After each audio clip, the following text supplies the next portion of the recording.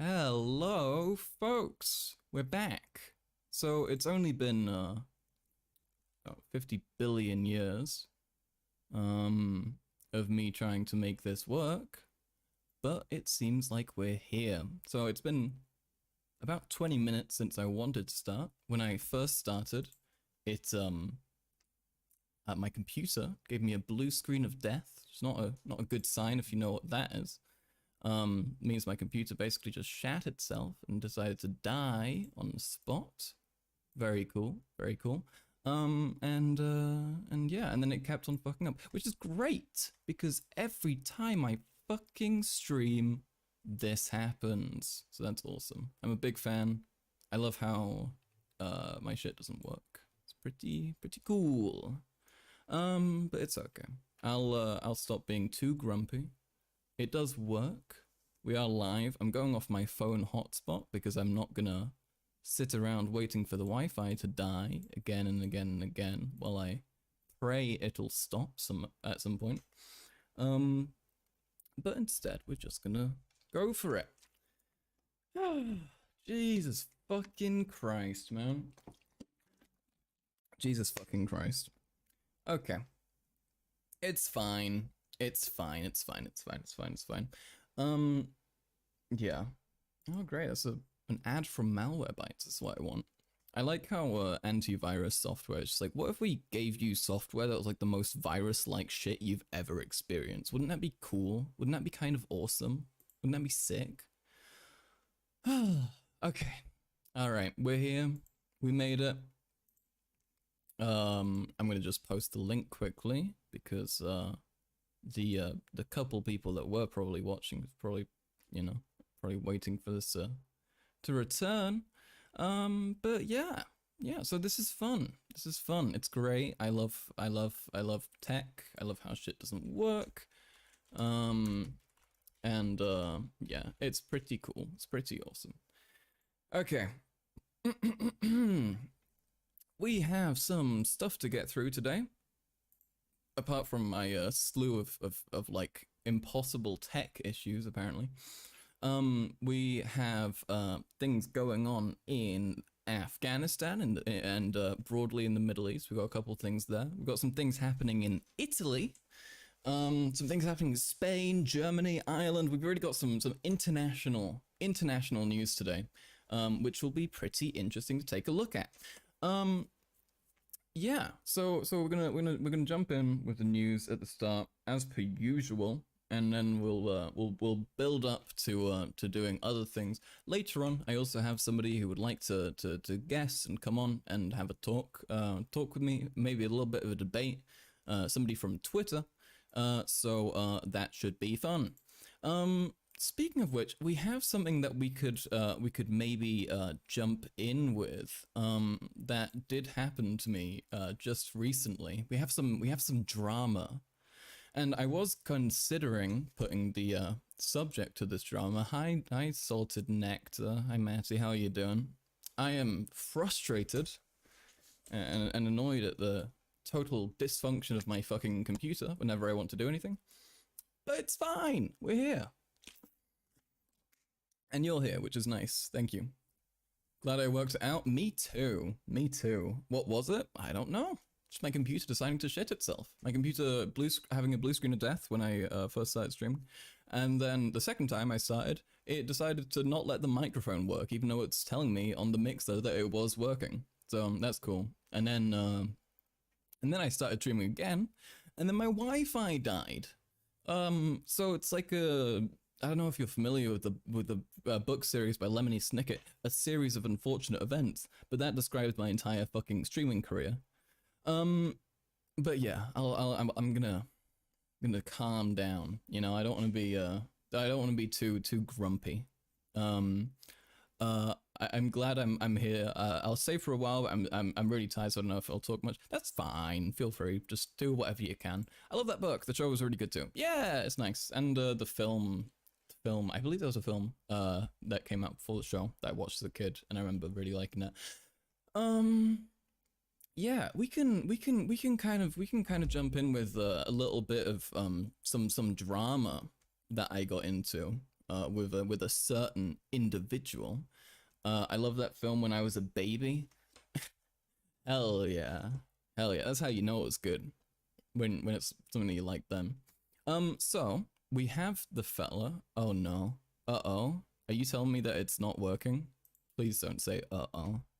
Uh-oh makes me so anxious, dude. Whenever I hear that, whenever I read that in chat, I'm just like, oh great, it's over. It's Joe Biden Jova again. Okay. Alright, thank the fucking Lord, dude. Holy shit. Holy fucking shit.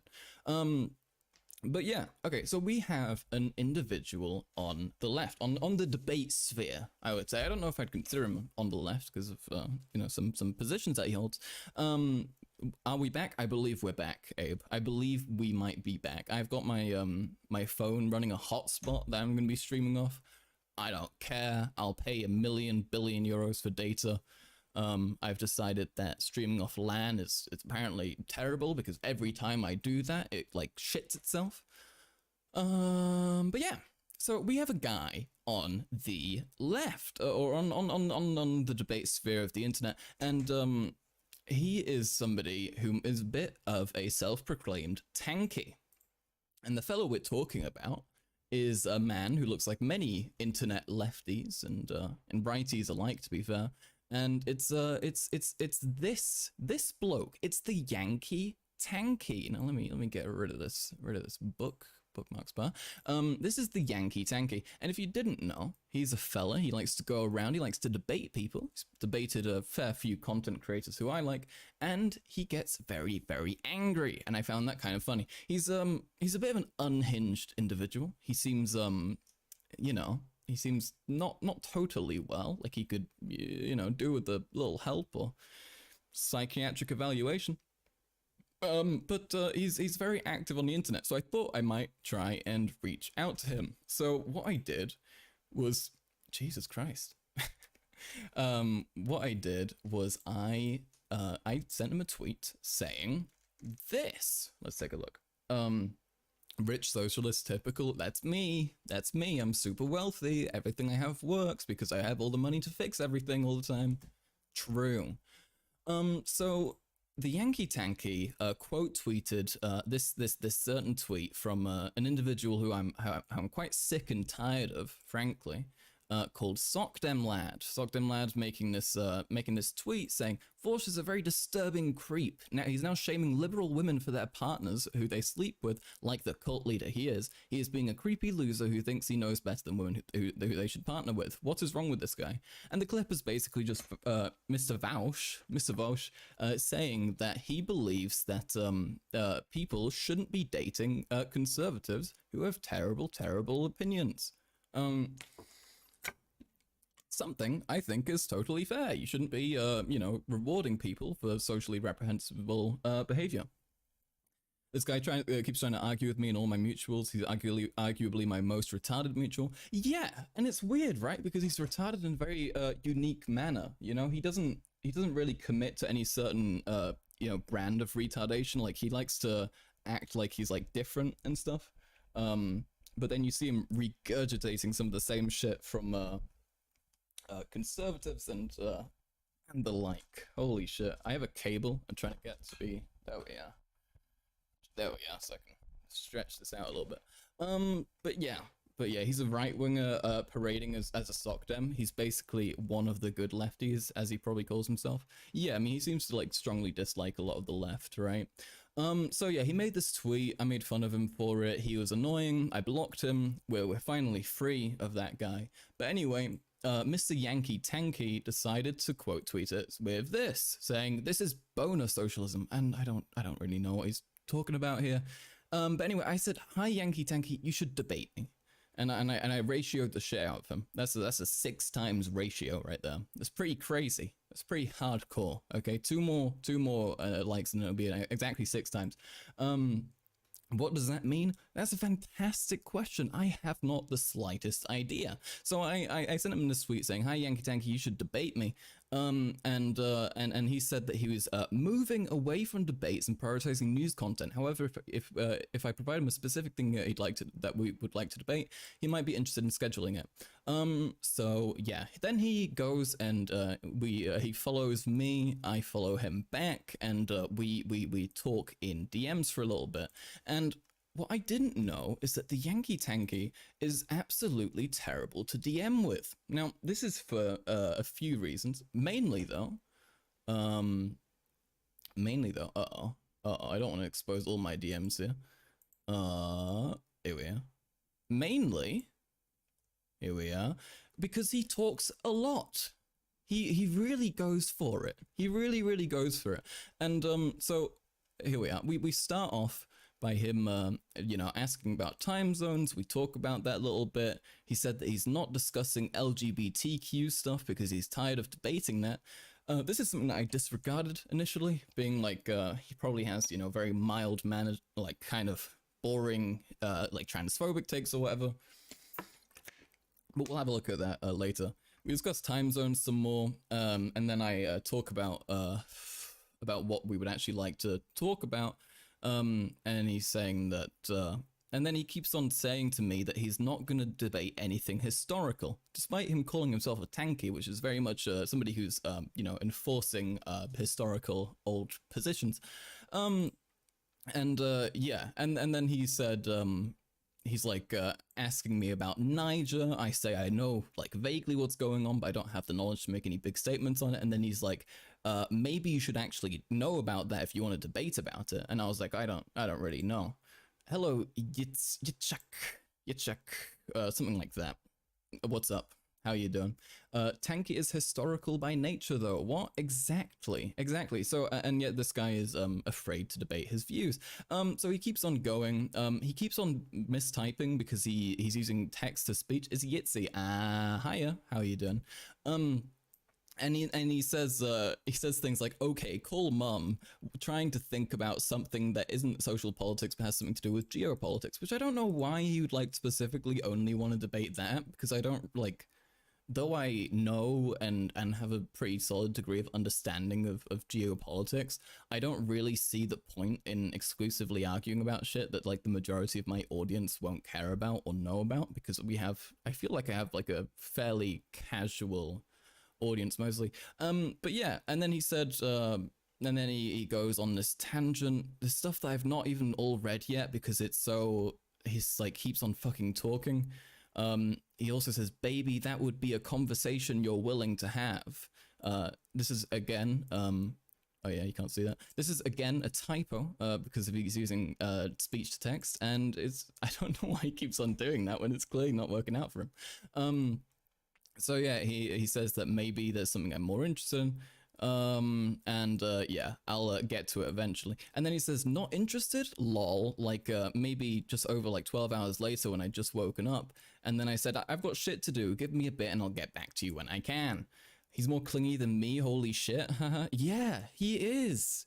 With respect, you can be a clingy person, but at least you're not at Yankee Tankie level. It could always be worse. So from there, he continues being annoying, and this is where we see that. So I make a post on Twitter talking about how I ratioed him because I thought it was pretty humorous, pretty funny. I said, LMFAO, didn't realize I'd be ratioing Yankee Tankie, but here we are. Showing this tweet where I ratioed him, and now it's only gotten worse. Pretty funny.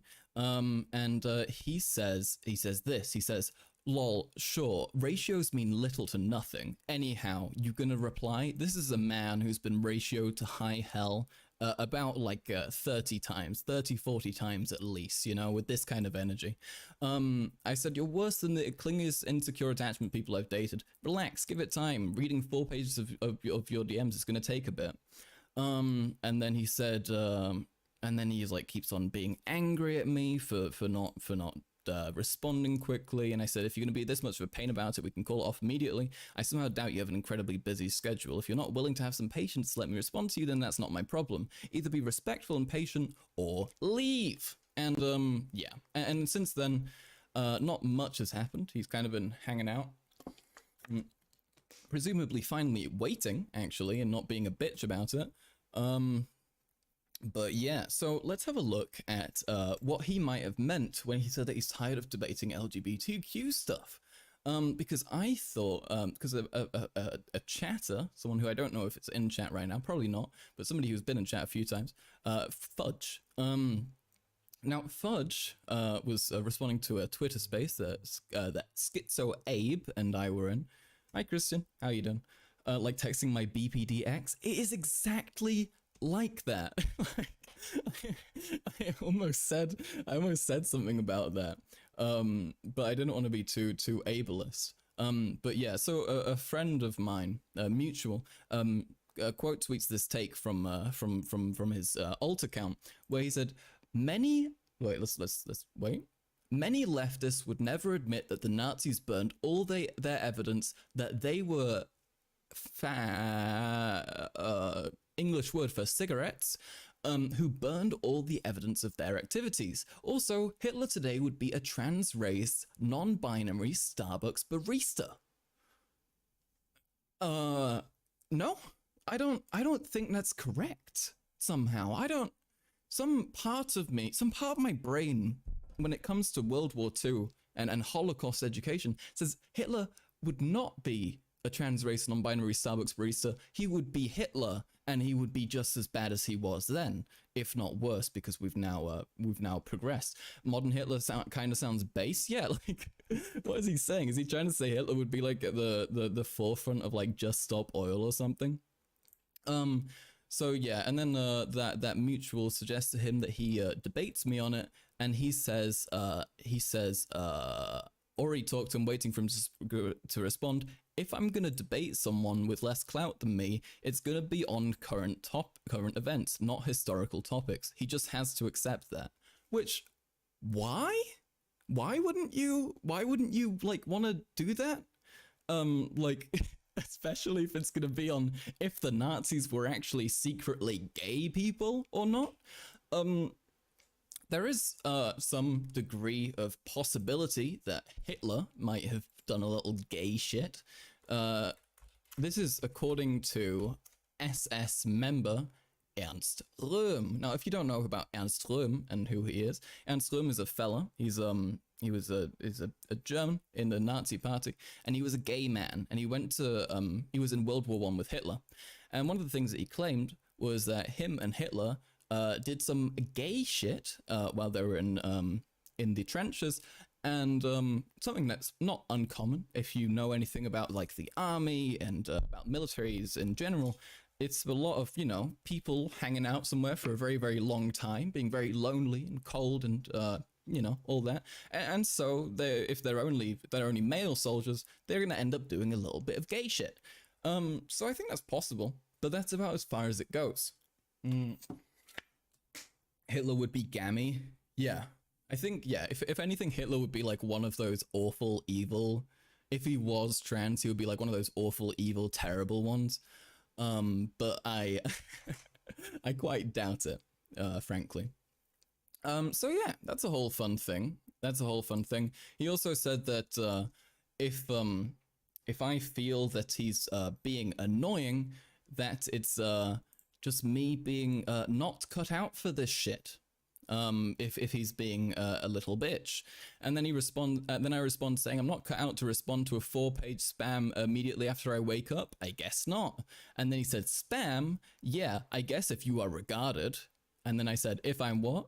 And he said, self-censoring, because you don't know how many times my account has been mass recorded. And then I said, how many times your account has been what? And he just says, talk to text. This guy needs to stop using talk to text, okay? If I made like fucking 50 billion mistakes a day, doing like trying to talk to people on the internet, I would be so ashamed of myself. I don't know why he's not doing that. This guy makes no sense. Yeah, he's a little bit insane. He seems a little bit unhinged and a little bit unwell. Yeah. So let's we'll go into some news. Actually, we'll have a look at some stuff. Because there are some stories that I'd like to get to, which are pretty base and pretty cool. So first one, something that's relevant to me, because I am somebody who lives in a place where weed is legal, but also I live in Germany. So this is a recent development. German government approves controlled legalization of cannabis use. Let's go! Finally, it's about fucking time. So Germany, being one of the few EU countries to actually do this, has permitted people over the age of 18 to purchase up to 25 grams of cannabis at once and up to 50 grams a month through associations created for this purpose, and will have a license for cultivation, which means that you're allowed to have up to 3 marijuana plants. So this is pretty cool. This is pretty great. It means that that people are actually going to be able to buy drugs without having to go through drug dealers who, you know, aren't very fun to get drugs from. I don't know if you people have ever bought drugs. Sure, many of you have. I know Abe might have. But it's not a fun experience, and it's not pleasant, you know? Nobody likes to go out and kind of expose themselves to you know, someone who's a criminal, someone who might be you know, doing other crimes, and yeah, never know what's gonna happen. Especially because if you're fucked over by a criminal, and you're trying to buy weed, you can't really go to the cops and be like, hey, I was trying to buy weed and then this person scammed me, which is something that happens like pretty regularly. if you're a stoner and you're trying to buy weed and you're getting it from a stranger, there is a very, very solid chance that they are going to try and scam you. So yeah, so this is a pretty big win, as well as them legalizing it. There are going to be large-scale awareness-raising campaigns that will be launched to warn the dangers of THC, which is something that makes me very happy as well, given that I feel that the risk of drugs and you know, drugs and alcohol as well is heavily underestimated, and that's another issue that's really come with the fact that it's been illegal, right? The fact that the government can't really be like, hey, we know you're all doing this illegal drug that we definitely don't permit. Here's how you do it right, you know? But now they can, and now they can actually talk about it, and now they can actually handle it in a way that's safe and careful. Yeah, 50% of drug-related crime in Germany is connected to cannabis. So this is going to be hopefully a huge step, and hopefully it's also going to, you know, disempower some, you know, people profiting off the black market, which is often linked to, you know, pretty terrible other crimes. You know, things like human trafficking and all that kind of stuff can often be linked and funded with the drug trade. So it is pretty great that that's changed. Let's move on from that. Next up, we have a story hailing from Ireland, and this is pretty based. It's pretty based. A banking glitch allows customers to withdraw money that they don't have. This is pretty awesome. So the now resolved glitch to the Bank of Ireland's app and website meant that people were able to transfer up to €1,000 to a digital account and then withdraw that sum from an ATM, even if there were insufficient funds in their accounts, the Irish Times reported. The Bank of Ireland has said sorry for the incident, which saw queues from people form as people scrambled to exploit the fault, Jesus Christ, and which also meant some customers couldn't access their accounts. Yeah. So now they're actually going to take all the money from people. They're gonna take it out a little bit later.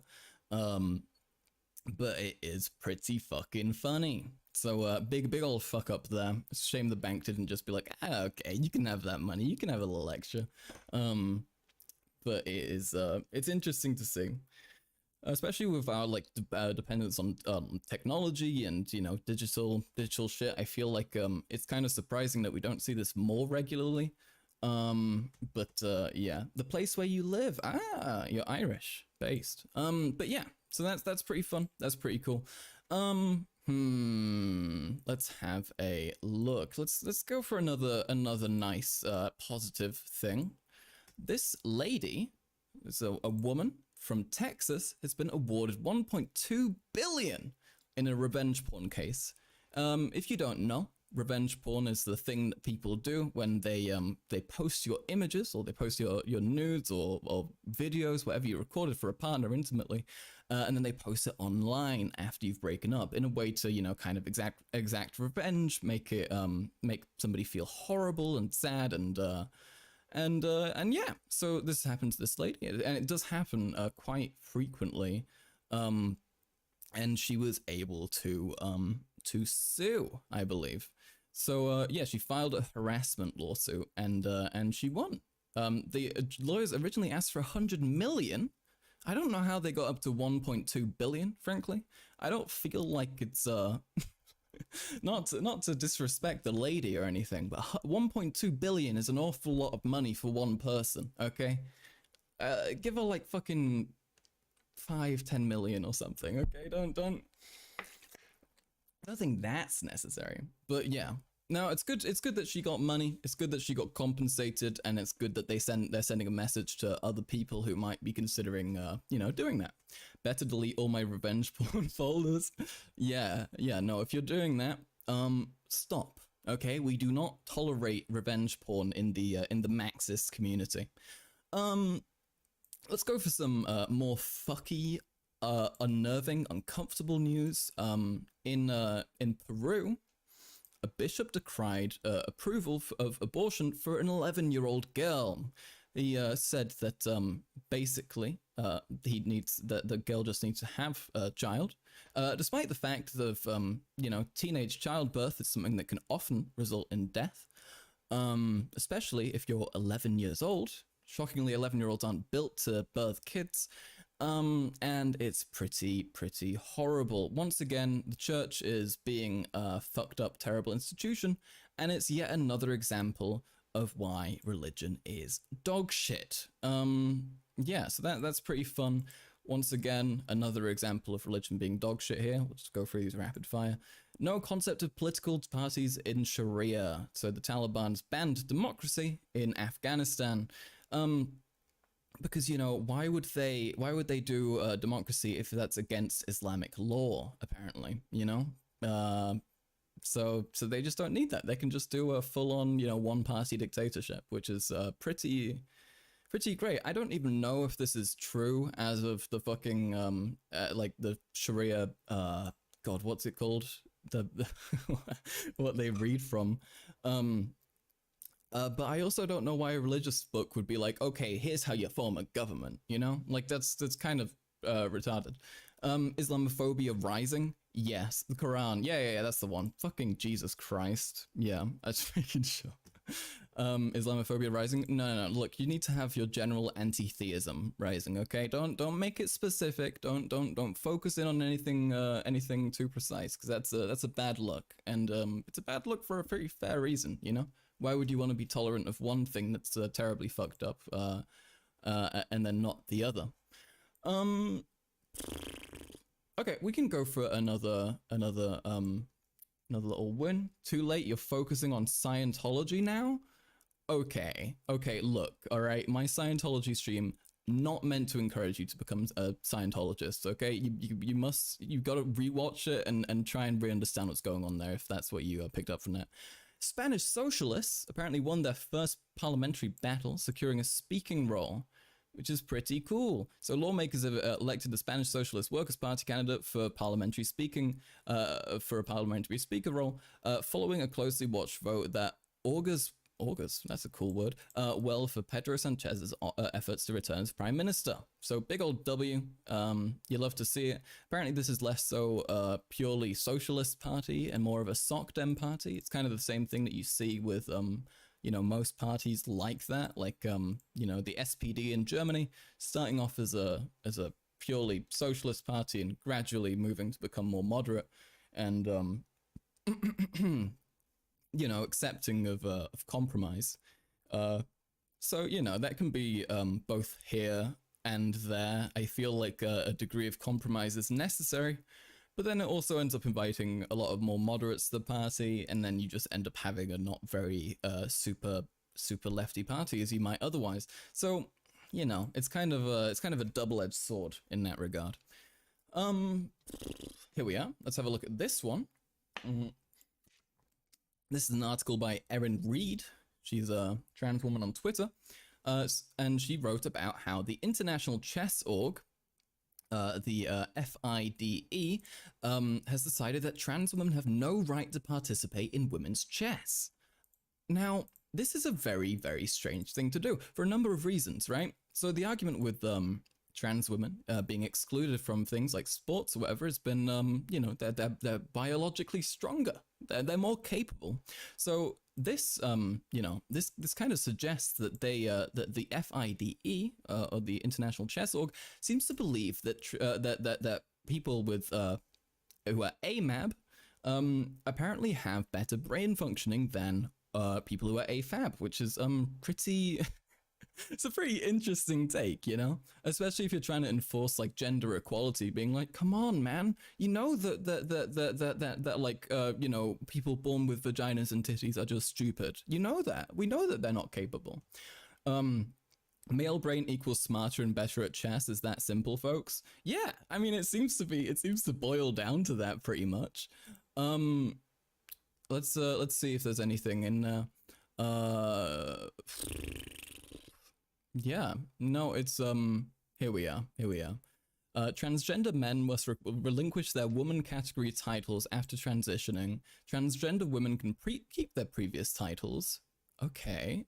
Transgender women have no right to compete in the women's division. Transgender women will be evaluated by the FID Council on if they will be allowed to compete in a process that may take up to 2 years. FID can mark transgender players as transgender in their files. That's, you know, pretty direct systemic discrimination. And gender changes must comply with the player's national laws and may include birth certificate documents, despite the many nations refusing to change transgender birth certificates. So yeah, they clearly fucking hate trans people, which is not good to see.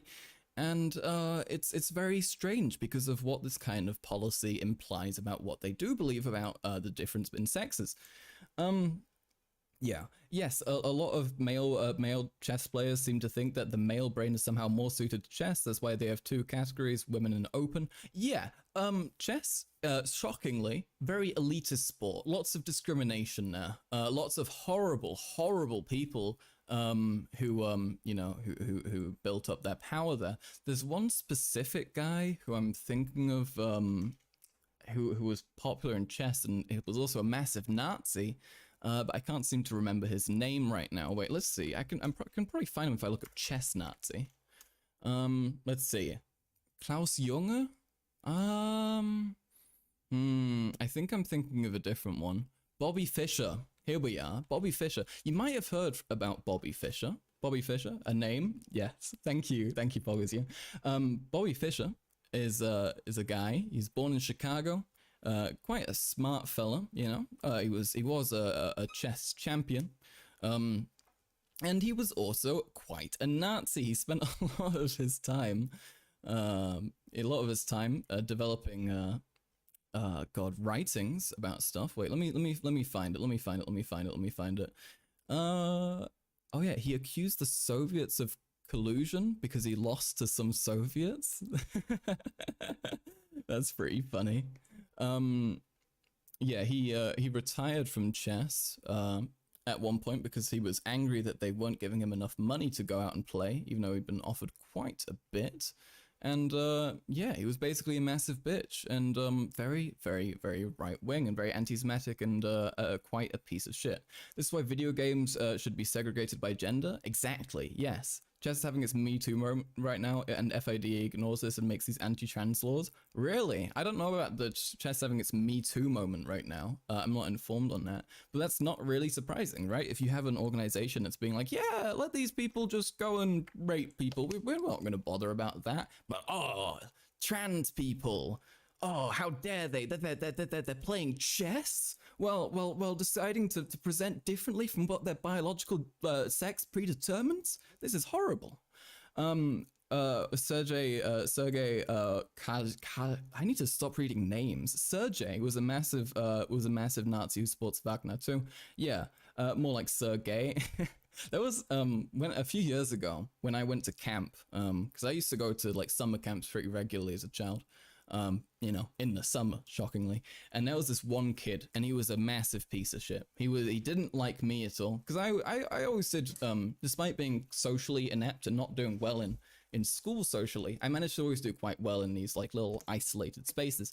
And he didn't like me at all. And I was, I was very open and forthright. I wouldn't hide about, like, things like, I talked about things like having a disabled sister, which he made fun of, or me being bi, which he was not very cool about. And then 5 days into the camp, right towards the last day, we find out that his surname is Sergey. And it was great. We everyone made fun of him. He got so upset. He ran off. We had to go and find him. He'd like gone into the wilderness, It was terrible. It was absolutely terrible, but pretty funny. He has to live in Iceland because he played at chess match against the Soviets and had his citizenship revoked. That's great. Gary Kasparov is one of the best players, and I believe he made remarks about how women are inherently worse at chess than men. Oh, Sergey got beat by a woman? Or are you saying that about something else? But yeah. So it's pretty funny. And it's not really surprising, to be fair, that a field like this, like a sport like this, which, has been dominated by quite elitist thought for quite a while, continues to promote sexism and misogyny.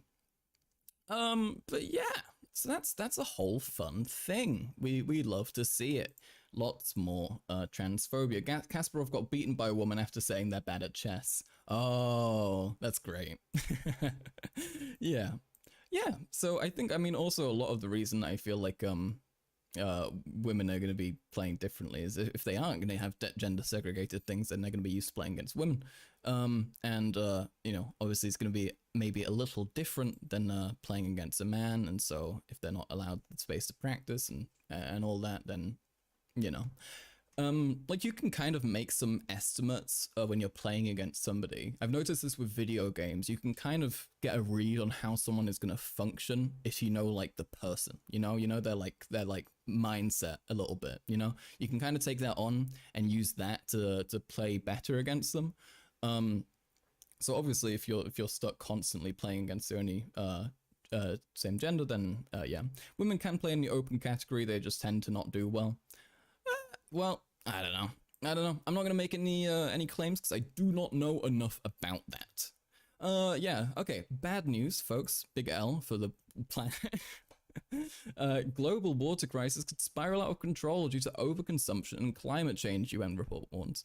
We do have to be careful when we're reading about things from a UN report, because the UN writes about a lot, The UN makes a lot of... the UN writes a lot of reports which are basically like, hey, if this thing happens, this is how we're going to approach it, This is how we're going to deal with it. So they have things written for like, if if America decides to invade China, this is how we're going to go at it. And then like people will see that and be like, oh, the UN wrote a report about the US invading China. It must be happening, when that's not really how it works. Clippers, get ready. He almost slipped. No. I'm gonna be.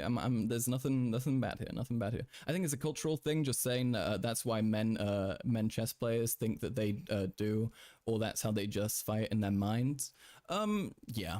No, I'm not sure. I'm not sure how what the cause is. But it does make sense that they would think that. Yeah, so let's have a look here. The world is facing a looming global water crisis that threatens to spiral out of control as increased demand for water and the intensifying impacts of the climate crisis puts huge pressure on water resources, a UN report has warned. Water use has increased about 1% over a year over the last 40 years, driven by population growth and a change of changing consumption patterns. That's not good. That's not good at all. Urban water demand is expected to increase by 80% by 2050. Yeah. So this isn't good. Given that me and I believe most people in my community and in this chat are quite privileged, I don't feel like this is something that's going to be directly affecting us. Who I do feel like it's going to be affecting are people who live in countries that are too poor to, to implement the infrastructure necessary to prevent this from becoming a catastrophe for them.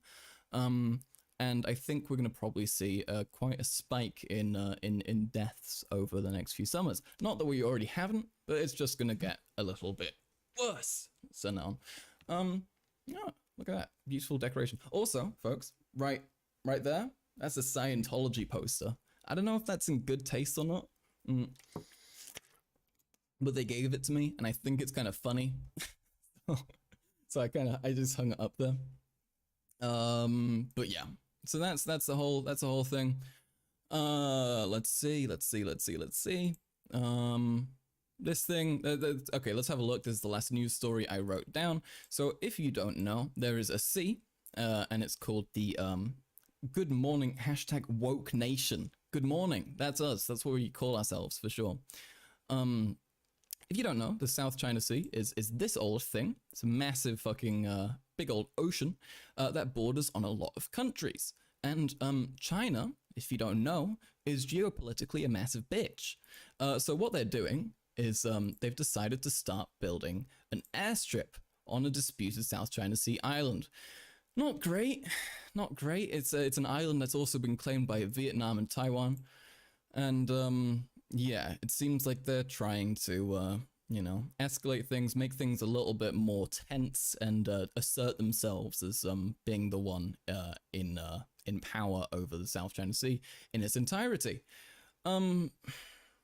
Yeah, I'm not sure what to make of this, apart from it seems to be that China is eager to get into a war at some point, or that they wanna just thrash somebody so they can show that they've got the capacity to, and the military strength. But yeah, it's not good to see. It's pretty concerning. And I really hope it doesn't get much worse, because that isn't fun, and I don't really want that. So yeah, that's pretty much our the end of the news section of the fresh news section. And after this, we'll get into some videos. Their only excuse is that it has China in the name, which is lame. I mean, I feel like they probably do have some sort of historical agreement that gives them access to the South China Sea. This isn't something I'm educated on enough to make any big claims on. But yeah. So, yeah, I'll have a look into it. We can talk about it at another point when I've actually done my research and I can actually say something about it. So, here we are. We made it through that, and we have a couple of options. We can start off with this thing. I watched the start of this clip because I was, you know, I was interested, and I like to make sure that the content I'm going to show on stream is actually, you know, entertaining. And the start of this really caught my eye. So this is a video. It's a clip from the old Joe Rogan show. If you don't know, that's where all the smartest people go. If you're really, really smart, then you'll get a chance to talk with Mr. Joe Rogan. And this is what this man did. And this is them talking about how kids are too gay now. They're too gay. They're too queer. They're too... I can't say that on stream. I was having a wonderful, peaceful conversation with this guy named Anthony Weiner. I don't know if you're familiar with the guy or not. Yeah. He's a very, you know, interesting I saw guy. that podcast. Yeah. So, and I asked him a question where I say, so let me ask you, how good are you at giving blowjobs? This is like the average gay conversation. You know, you meet a queer and this is like fucking 4 minutes into talking to them. This is what they hit you with. I don't even know. So I saw that and then I clicked off and I was like, okay, we need to talk about this. This seems pretty good. Wojak expert Joe Rogan, hell yeah. And he looks at me like, what kind of a freaking question is that? I wonder why he did that. I wonder why he looked confused, you know? What's with all the queers popping up everywhere you look? They didn't even exist till 2010. Exactly, dude. That's when I got the update. Like when I was 7 years old. Sorry. And I said, yeah, how good are you at giving it?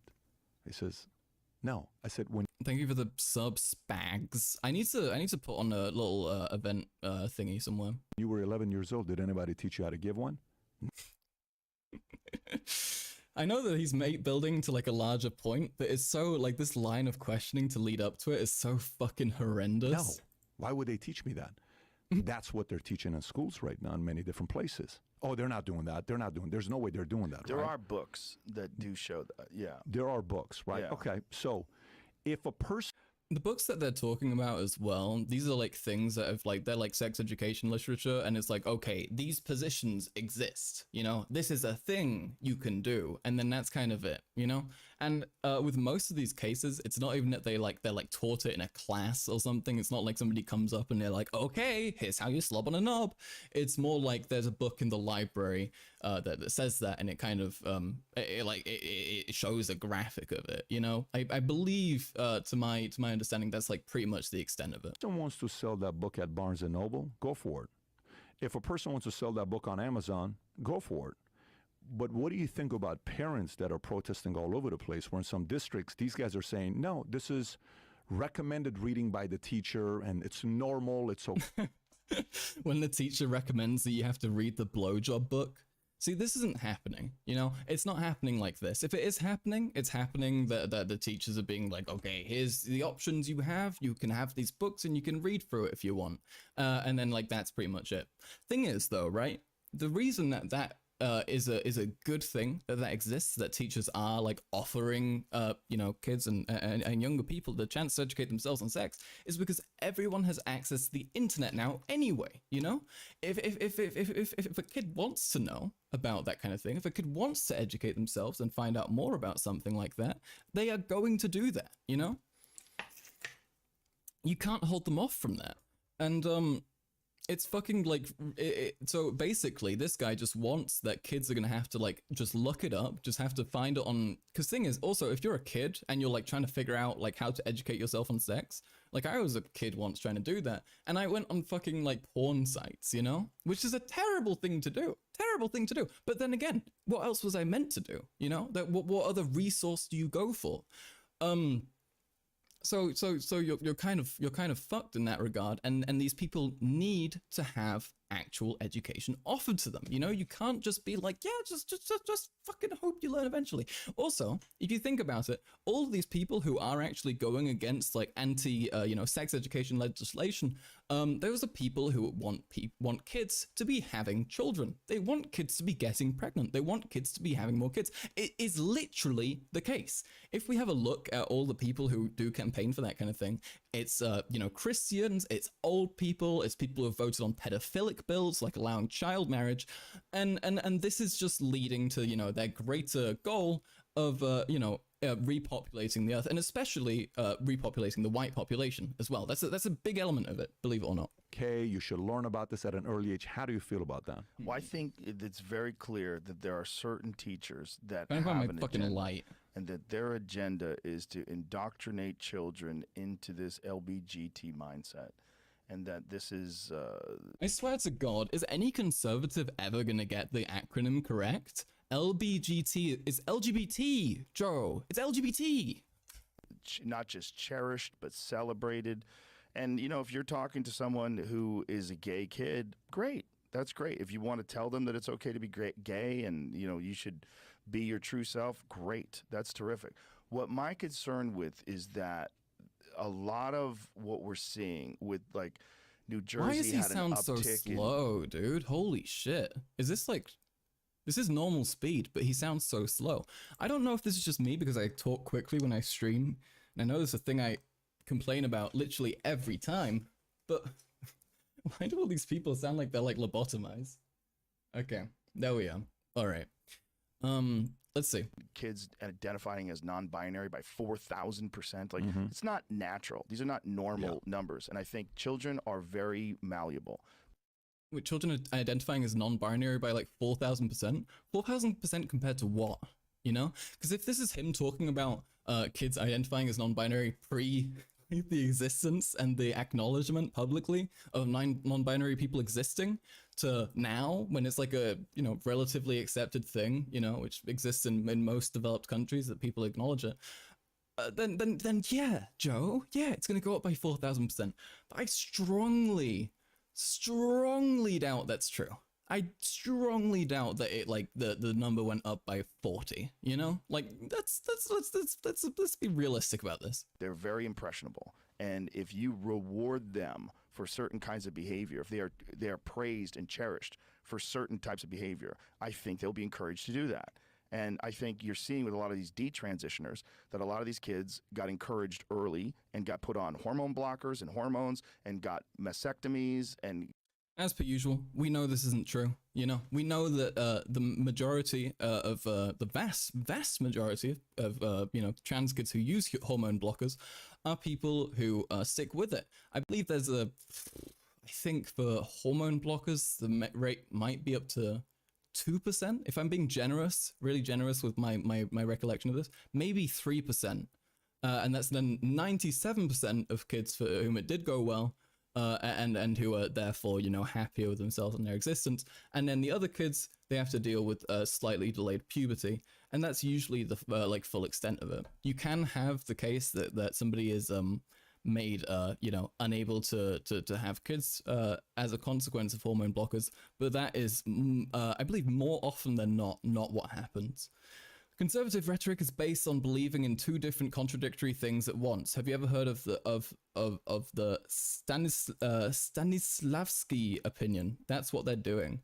No. But the believing in two things at once thing is very much a fascist thing that they like doing. That's historically acknowledged there. So yeah. Uh-oh. Okay, we're gonna try and switch over to Wi-Fi again, and we're gonna hope that it doesn't break. All right, so wish me luck. Maybe we'll start a new stream in a second if this doesn't work out, but we'll see. Hold on. Wait. Praying. Hoping. We're gonna connect to the Wi-Fi now. Hopefully this is gonna work out. Hopefully. I'm praying. I think we're good. I think we're good, folks. I think we made it. We're back on the Wi-Fi. Hopefully it doesn't die. It might die, and if it does die, I'm a little bit fucked because I have used all my mobile data. But we'll see. So the Stanislavski opinion that you asked about, let's see. Stanislavski, here we are. Okay, all right, let's see. Stanislavski's system is a systematic approach to training actors that the Russian theater practitioner Stanislavski developed around the first half of the 20th century. His system cultivates the art of experiencing, which he contrasts with the art of representation. Okay. Yeah, I think there was also one here. Yeah, here we are. The opinion you entertain so completely that you functionally believe it while you express it, no matter the possibility that you will express and to an extent believe an opposition opinion later. Yeah. I mean, that is pretty much what happens with a lot of conservatives, right? Like, they have these opinions that they hold, like, facetiously. Like, they don't actually believe in it. But then they so heavily, they so heavily overcommit that it becomes like a fact for them. Yeah. Okay. Wait, I want to make sure to see that I'm actually still live. Because that'll be good. Okay, we are still live. We're still going. So yeah, you know what? Let's see if there's let's see if we can do the debate soon. Let's see. Okay, I sent him a DM. Yeah. So that should be fun. That should be a good time. But yeah. Man. So we also have some other videos in the old arsenal, but I'm not sure if I really want to go into them because Jesus Christ, it's kind of depressing to consume like this like awful horrible propaganda. But yeah. Okay. Debate. Let's we'll update the title. Hope that this fella can come on soon. Because that would be good. I'd like to have some argument. And I think that would be pretty fun. But yeah. Also I would like to debate the Yankee Tankie. That is something I would like to get done at some point soon. But it's also not something that I'm eager to do in a way because he's a massive fucking he's incredibly annoying, unfortunately. So I'm at a little bit of an impasse there, unfortunately. But yeah. Other videos I have in the old tank here is we have this actually. Let's have a look at this. Let's have a look at this real quick. Very very important video. Very important video, this one. I'm giving you a choice. Either put on these glasses or start eating that trash can. I already am eating from the trash can all the time. I love him. I love him. He's great. We love Slavoj Žižek. If you don't know, Slavoj Žižek is a big old communist. Very well known. He's written a lot of books. I've got a few books of his, and they're pretty good. Listening to him talk is a bit of a challenge, you know, trying to interpret everything correctly. But it's a good time. Okay. I'm hoping this guy will show up soon. Gay people didn't exist until 2020. I was there in line to claim my bisexuality during the alpha release. Yeah, me too. It was awesome. It was so cool. It was so nice going from being a regular, boring, gross heterosexual to you know, finally becoming cool and better than everybody else. So that's pretty awesome. While we wait for this fellow, we should pull up something. We could keep watching the terrible fucking Joe Rogan video. We'll see. Reported for hate speech. Got him. Finally, they've caught me. Let's see. Got castrated, and now they have deep regret, and people don't want to acknowledge that, and they attack those people. They attack those detransitioners. We have always thought that young children are not capable of making life-changing decisions at an early age. That's why we don't allow 7-year-olds to get tattooed. Right. And now all of a sudden you're allowing... This isn't true either, you know? When we're talking about medical decisions like this, children do have, like, life-changing decisions made. It is true. You just have to sometimes, you know? Especially when it comes to trans people, where transition has, you know, a very, like, statistically supported massive benefit and a massive reduction in, you know, things like, you know, depression rates or even suicide attempt rates and that kind of thing. It's quite important. So 7-year-old. It's pretty bullshit to act like this just isn't a thing that happens. Putting that 4chan green text about Joe Rogan be a Mongol warlord on screen whenever we watch his videos. Yeah, we need that. I need to get some funny graphics and pop them over. I think that would be pretty entertaining. You know what? I'm gonna call the fellow that we're gonna debate with, and I'll see if that gets his attention, because maybe he's just distracted. Let's see.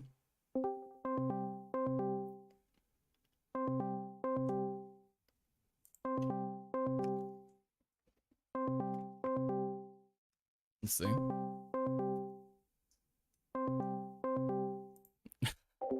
Doesn't look good for us. Not very promising. Okay. All right. We'll just wait. But yeah. Yeah, man. Jesus Christ. I'm tired. I'm very tired. This is fun though. I do enjoy streaming. I would like to say as well, actually, my last stream, the old Scientology stream that I did really, really well, and I'm very, very fucking pleased about it. Let's wait. Let me show you. Let me show you, because this is pretty fucking wild. Look at this. Look at this. 332 views, 43 watch hours, 4 subs from it. And given that this was my third, fourth stream, something like that, that's pretty based. That's pretty cool. So yeah, turns out it's a good idea to go to cults and come back and talk about it, and people are actually enjoying it. So I'm so pleased about that. I'm very glad, you know. It's really cool that people actually saw that, you know, and that it's not kind of just disappeared into the nothingness. So I'm very thankful for that. So, you know, cheers for that. Nothing can beat the DJ Khaled stream. Yeah, we need to do those every single week. Actually, I'm not going to stream anything else anymore. Only DJ Khaled. I like to imagine like 30 of them were actual Scientologists just seething. Well, you know, it's gonna be like some of them will be that, you know. I have somewhere it gives me like the data on what people like clicked on or what people like looked up to find like the video or the stream. And it is like it is people looking up like Scientology and that kind of thing, or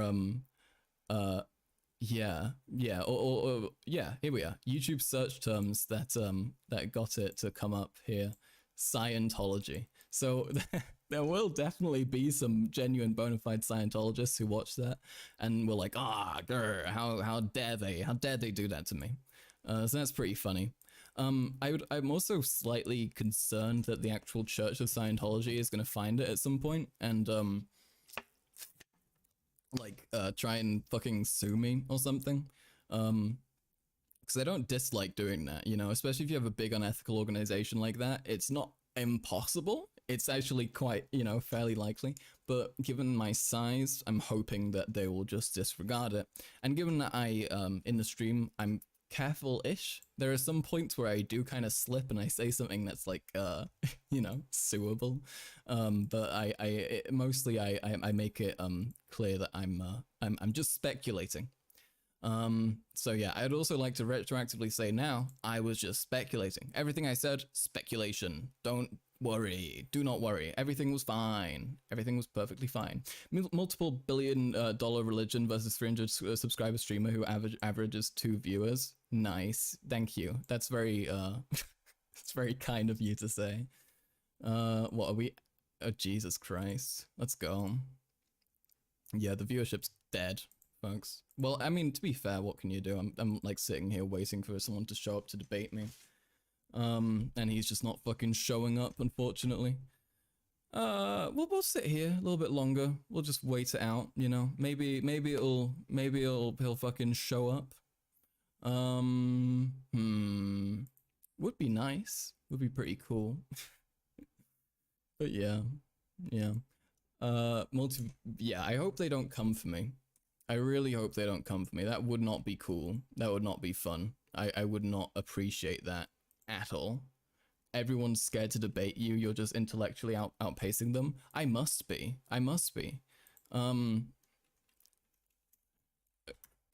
Okay. I sent him a Twitter message,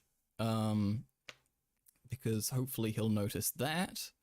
And then we can actually get started, because I wanna talk things out, you know. I wanna figure things out. I wanna absolutely shit on someone in a debate. And I feel like it would be pretty fun. I just need him actually to show up. He isn't picking up the call due to mortal fear. Yeah, he saw me like DM him, and he started immediately like shitting, pissing himself, and crying. So I can't blame him, to be fair. Yeah, he's playing Sid Meier's Civilization right now, so maybe that's just too important, I guess. Opinion on that guy wearing a nose prosthetic for Leonard Bernstein biopic? That's sure. Let's go into that. So if you don't know, there's a fella, it's a Jewish fella called Leonard Bernstein. He's an American conductor. And he did lots of music and stuff. But there's a new film coming out featuring Bradley Cooper, and he wore a prosthetic nose in order to apparently look more like the man himself. And people are kind of confused by this because they feel like Bradley Cooper had a perfectly fine nose for it before. He's a very attractive man, I have to say.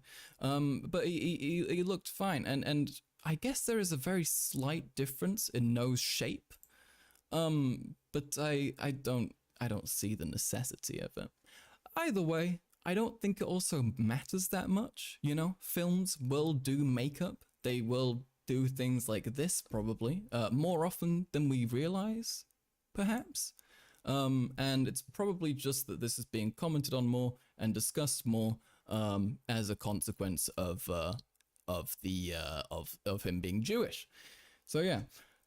He's literally creating civilization, leave him alone. You're right. He's got shit to do, clearly. Hitler particle count increased by 1 parts per million. Yeah, he made everything has become so much worse. Yeah. We'll call him again. call him again. I'm just gonna mute Discord for now and wait for him to show up to the call. Hopefully he will, because he told me he would be free anytime. I said, when will you be there, or when would you be available? And he said, just whatever. And then you know, I tell him, and now he's gone. It's terrible. But yeah, you know, the thing with the nose, like, really, it's a little funky, but then again, who really gives a shit? Oh, he clicked off the call. Okay, so he did see it. So that's good news. Good news. Just start tweeting about how he's ducking you and reap the clout. I'm free at any time unless I'm playing Civ. Apparently, yeah. No, he's got priorities. Let me see if maybe he responded to me in Twitter DMs. This is terrible, man. This is absolutely terrible. Does anyone want to fucking debate me from chat? I'll take on anyone. I'll destroy all of you. Yeah. Why do people got to do this, man? Why is this got to happen? You know, I try and plan out a good thing. You know, I make it clear when I'm going to be available, and then they don't show up, and it's absolutely terrible. What about? That's a great question, Poggers. Thank you, Gaston. Very, very helpful, very constructive. Yeah, I don't know. I want to find interesting stuff to look at, but seems like there's just I don't know. Everything's so dead right now. You know, it feels like there's no movement, no like debate about what. Oh, excuse me. Debate about what? We would be debating. Well, we talked about a few subjects in DMs. We talked about like socialism. This guy's a lib. He's an libertarian socialist, and he's now a lib.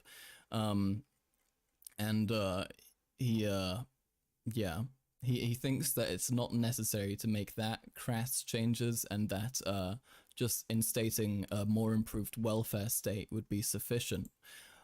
Is this motherfucker just not gonna show up at all? I swear to God.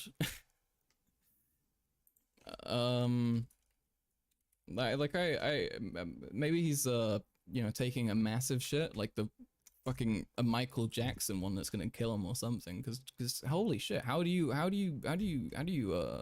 not respond for like a whole like 15 minutes? Want to talk about the stupid conspiracy shit surrounding conservative commentary on the Maui fires? Stupid conspiracy shit surrounding the Maui fires. Oh, yeah, sure. Wait, let's have a look at that. Wait, let me I'll just pull up. Hi Mia, welcome. Maui. God, I don't even know if I have that saved. Basically. You know, there were pictures, there were videos of the fires in Maui, in Hawaii, where a bunch of shit got burned down, and some people saw like 3 trees standing, and they were like, suspicious. You say that there's a fire, and yet some of these trees are okay. And like that's basically it. That's like the full argument. The truth of it boils down to the fact that trees are just well protected if there is a fire, because shocker, trees have lots of water in them. They have lots and lots of water. So it's stupid. Some of them didn't get burned down. Many of them did though. So it's pretty stupid. They're literally made of water. Yeah, like a very large portion of trees is water. Notice how Obama's house didn't get touched. Very true. Obama's house didn't get touched. They talked about this as well. And Obama's house in Hawaii is on a different island, which is pretty funny. Or I believe it's on a different island, which is pretty funny because that's people are very, very shocked and suspicious about it, despite it not really being very special. Yeah, he's in Oahu, which is a totally different place. If we have a look here, we can see this is where Mr. Obama lives. This is where the fires were. Now try and make a wild guess about why the fires didn't get from here to here. Pretty tough question, but you people are smart. I believe in you. Oprah's wasn't either, but it's on the opposite end of the island from the fire. For some reason, people think she's involved. I don't know how, LMAO. it's just the thing, right? Like if you have these ultra rich people, even if there was like something happening there, they would have people who they could like pay like fucking however much money they would like demand in order to protect it, you know? Like even if shit was going down like horribly, they could like find a way to like pay their way into safety. Because if you are that rich, you know, if you're Oprah rich, then you don't really have much to worry about in that regard. Oprah caused the fire with space lasers. That bitch. And they expect us to believe that the ocean just happened to not catch on fire. True. Why isn't the ocean burning? We've seen it before. The ocean can burn now. Wait, folks. You know what? We'll have a look at this. Wait. Here we are. This is a wait. Oh no. Let me see if I can find it. Here we are. When I first This heard about the oil, is beautiful. This is fantastic. Wait, have a look at this. Wait. There we are. Oh. spill in the South Pacific, I was angry at Unified Petroleum for what they were doing to This the video is oceans. great. But then I started thinking, what exactly is an ocean? An ocean is an environment that constantly changes and adapts throughout history. She's right. And I realized this is not a tragedy. This is an exciting new time for our ocean. This is what we need to be thinking about, folks. This is how we need to approach problems. WKUK is goated. They are, dude. They are. There's no fucking like genuinely like they like this is like my favorite sketch comedy group ever. Like they're so good. Is Ocean 2.0. No, this is actually a real video, by the way. Definitely real. Definitely not a sketch. You know, this recent incident has really made me marvel at just how resilient our planet is. From ice ages to asteroids, Mother Nature has seen worse than this in the past. And the old girl always manages to pull through. Frankly, I'm excited to see how she's going to adapt this time. Maybe all the currents will change, taking all the oil to Antarctica. Or maybe fascinating new marine life will evolve, like fish that can breathe oil. Or a You've seen cons basically do this argument. It's not surprising, unfortunately, you know? It is it's pretty shocking. But they will just believe in like the worst, like most insane, terrible shit in order to justify them like not having to do anything about an issue. bird that likes being sticky. Some of them saying that global warming is good. Yeah, it's like the people who will be like, it was actually really cold yesterday. I want there to be more, fucking emissions, please. It's how we at Unified Petroleum are helping to reimagine the world's oceans. It's such a good As way a of fucking scientist, putting I'm it. an expert on things at the molecular level. I've been closely He's a monitoring the scientist, changes that folks. this new It's addition real. to our ocean has brought about. And what's most amazing about this recent opportunity is that for the first time in millions of years, the oceans have gained an attribute. The ocean has always been wet, and it has always been salty. But you couldn't always set it on fire. She's holding the colored portal group. She is. Now you can. He is. This is Dr. Timmy. We can make him she her now if you want. We'll do it. Now, we can.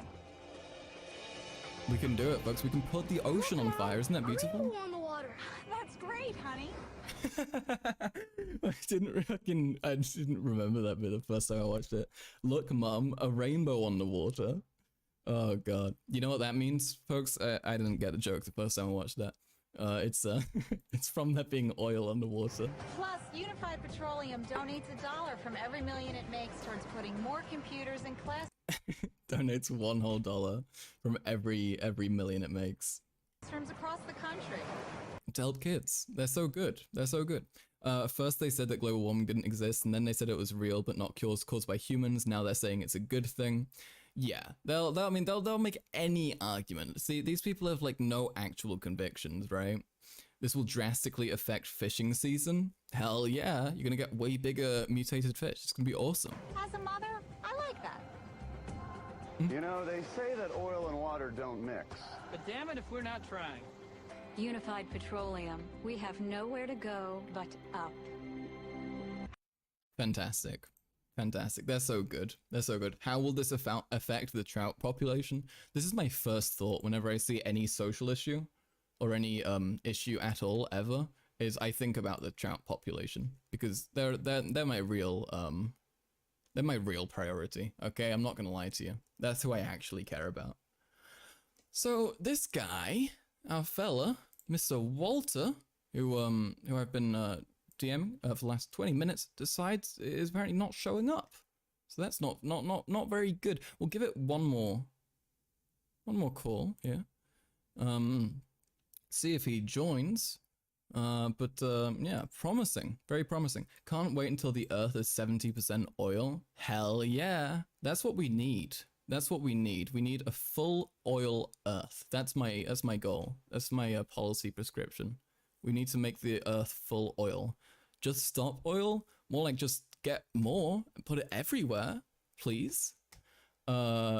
Lolter, yeah, big Lolter moment. I don't know why this guy said that he would be like available when I made the times very, very, very clear, and then didn't show up. It's kind of annoying. It is kind of very frustrating. I wish people actually didn't fucking just disappear whenever they actually say that they would be available. Flat Earth is out, oil Earth is in. Hell yeah. Who is Walter? Wait, let me actually show you folks. Walter is this fella, this guy, who's on Twitter. Not a huge following or anything, but you know, he's good at talking, pretty good at delivering arguments, though I think they're wrong. He does do it, and he's capable of talking in good faith, which is why I was actually looking forward to having a conversation. But apparently not. Apparently he's gonna be a little bitch about it, which is not good. What next? You're gonna tell me you're debating Mike Ehrmantraut? Yeah, I wish. Actually, no. I think debating Mike Ehrmantraut would be a very depressing process. I feel like he would just like look at you and go like, ugh. And then I'd be sad and concede immediately. Tell him to stop plotting against Gus and just show up. True. I need to do that. Like, let's see. Maybe this. I swear, if this guy like made like a tweet or something. Nah, okay, he's not been active. Maybe he's just fallen asleep at the keyboard playing Sid Meier's Civilization Revolution. You never know. That Ehrmantraut stare, he's too busy giving Hector Salamanca the pipe bomb. Yeah, we'll just wait. Someone check the episode runtime so we can figure out how much longer we need to wait for this fucker. But we'll see, I guess. We'll see. That's annoying, man. That's really annoying. I was really looking forward to that as well. And this is like the second time that's fucking happened as well. Like, I had this issue when I wanted to bring Rico Rants on stream, and then he fucking bailed as well. I do not know what's wrong with people. I don't know why they don't fucking feel like they really have to commit to the things that they say. Because if that were me, and if I didn't show up like on time to a thing that I'd agreed to, I would be pretty embarrassed. I would be pretty humiliated, and I would be very eager to fix that. So yeah, I don't know what it is. He's too busy poisoning small children to show up. Apparently, or he's just really immersed in the gameplay. Yeah, he's really fucking shocked by those weird top down maps. Yeah. So it's been nearly half an hour now. I truly do not understand. Yeah. He's playing Civ with blindfold and noise cancelling earphones. Yeah. You think it's a time zone thing? No, I made it clear which time zone I'm in, and what that should be relevant to him. Or is he dodging? I think he's either dodging or like he's somehow very unaware that I've messaged him and called him like 3 times in the last like half an hour. Which I feel like is unlikely, but you never know. Not sure what to do from here when the guy I was relying on for at least a little bit of content is just gonna bail like a pussy. Yankee Tankie had better show up when your debate comes. Well, that's the thing, right? As well, like I want to debate Yankee Tankie, but he's such a fucking like annoying person to get to decide on a topic, because he's clearly only gonna go for like these random like esoteric fucking like geopolitical conflicts that like maybe like 5% of my audience actually gives a fuck about or knows about. So it's not really, you know, it's not good content. It just sucks. Yeah, I called him again. He ducked out the call again. Fucking yeah. He got kidnapped by Carl's goons while playing Civ. Dude, if I had goons, I would get them to bring him here so we can actually fucking debate me and not be a bitch. This is so annoying. I'm so tired of people thinking they can do that, you know? I'm gonna make it very clear to the next person who I talk about that if they don't show up, I'm not gonna talk to them on stream ever. And that like it's a fucking one-time thing. Like either you make it and you're actually there on time when we agree on it, or you fuck off. Because I'm not gonna let people fuck me around like that, you know? I think Yankee Tankie is trying to dodge. Maybe you realize being a lol cow isn't a good career. Yeah, I mean, he said multiple times that he knows that debates don't actually help him gain any popularity. And it's because his arguments are shitty, obviously. And because he comes across as an insane, like, loser, you know? And he knows that. He knows that. So it's just a shame that he's become aware that he should probably not do that. Group gooning sesh. Am I enjoying the goon sesh? I need a minute to get into it, okay? We can goon soon. Yeah, man. I'm not even sure where to go from here. I need to find an activity that we can kind of do, like in the background, like while we kind of like hang out. I was thinking maybe like some like cute little game or something, but I don't want my computer to like kill itself, you know? But yeah, well, remember when he ate trash on stream?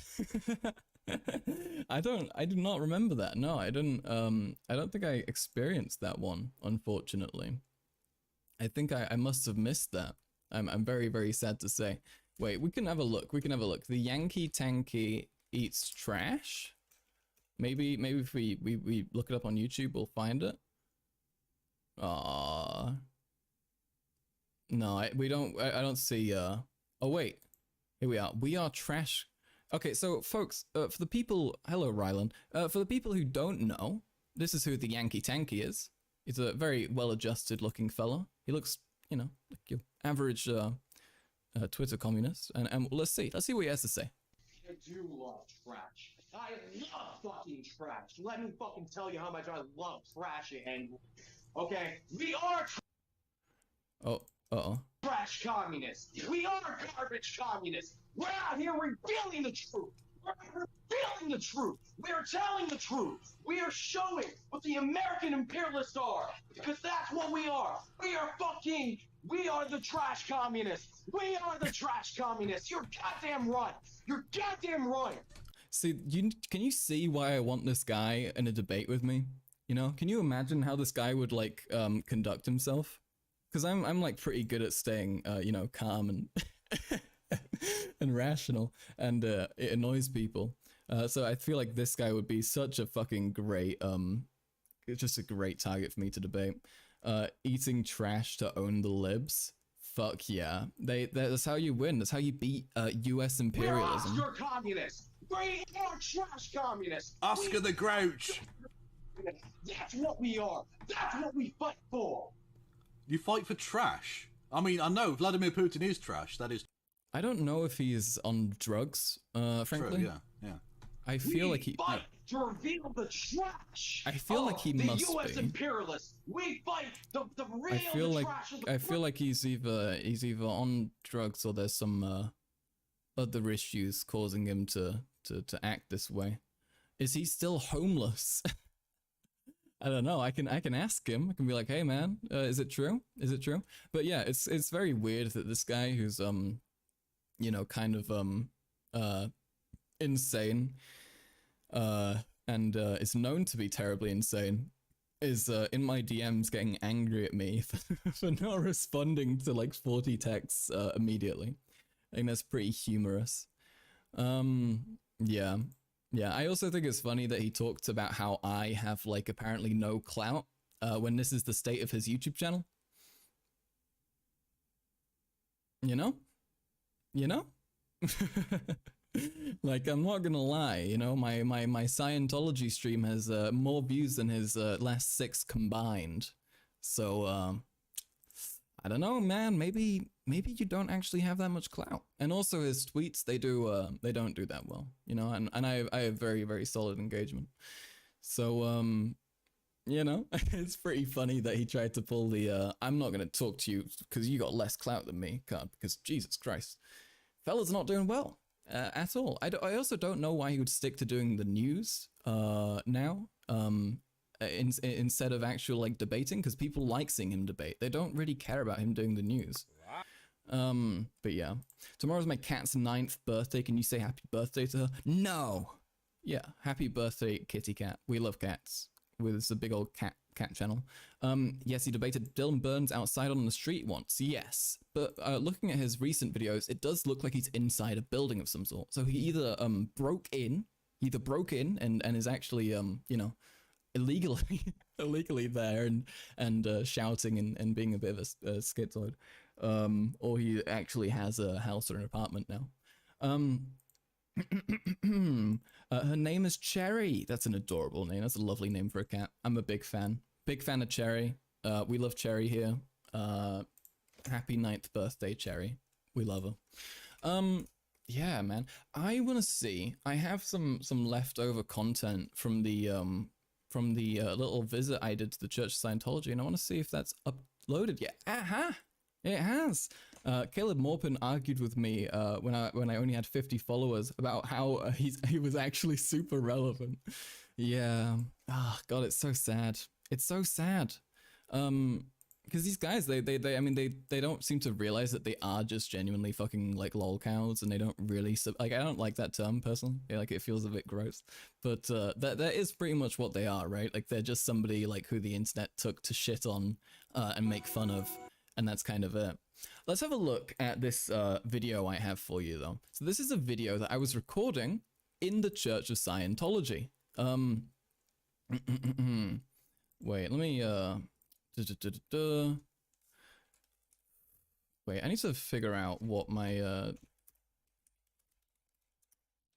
what to title this. Okay, here we are. Well, I'll just go for that. He noticed my tweet after like 10 minutes tops. That's really depressing.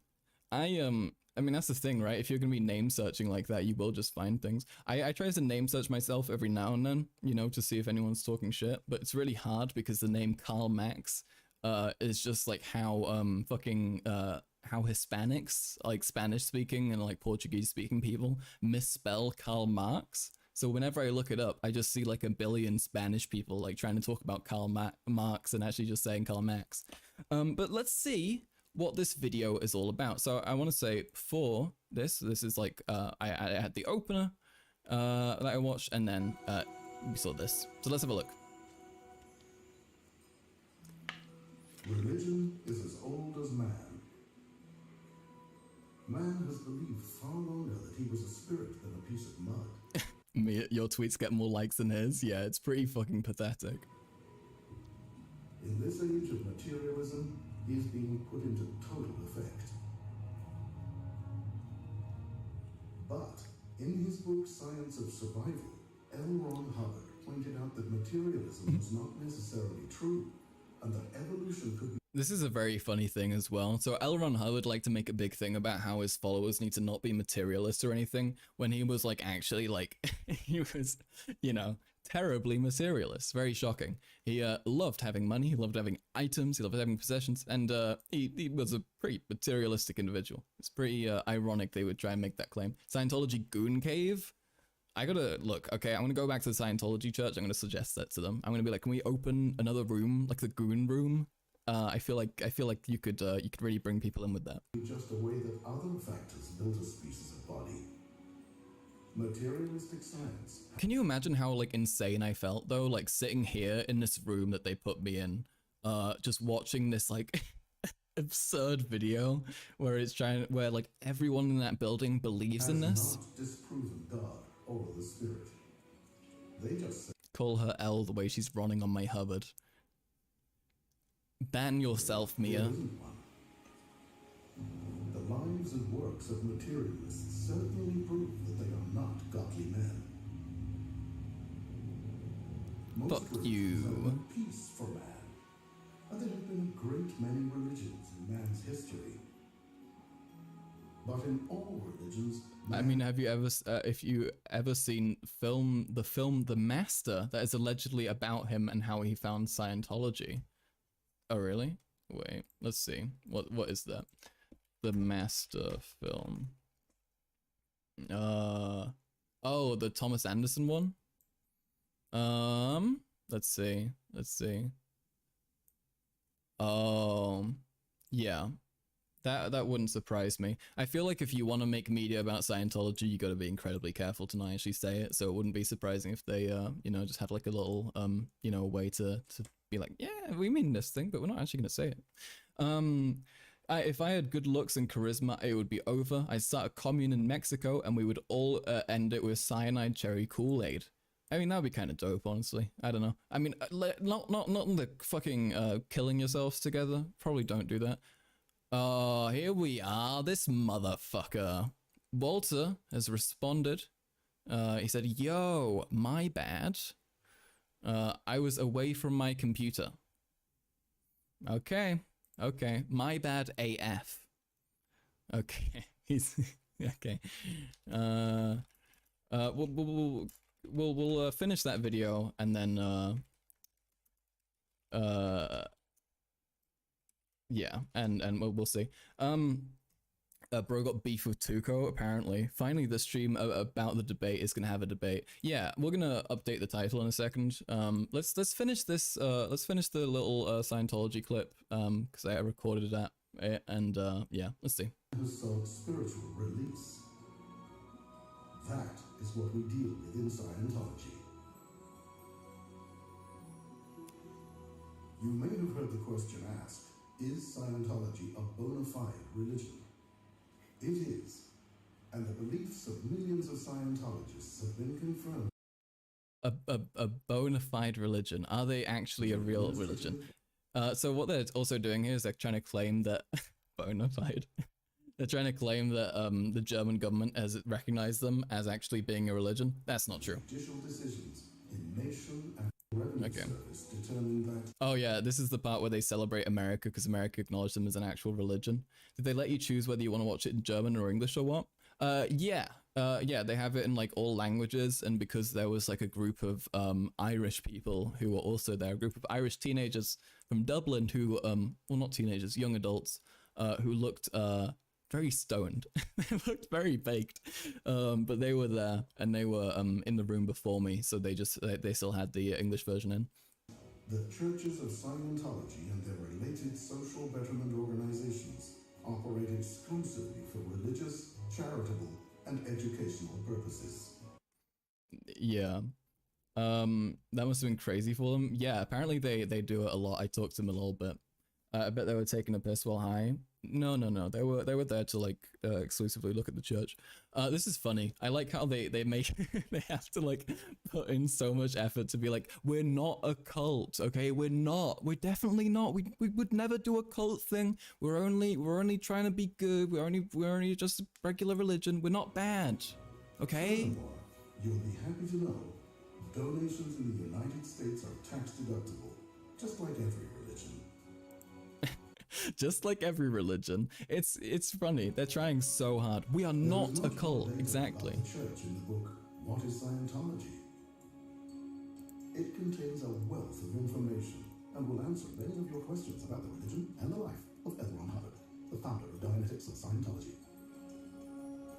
Like Siddhartha Gautama, the Buddha, L. Ron Hubbard has always stated that he is just a man.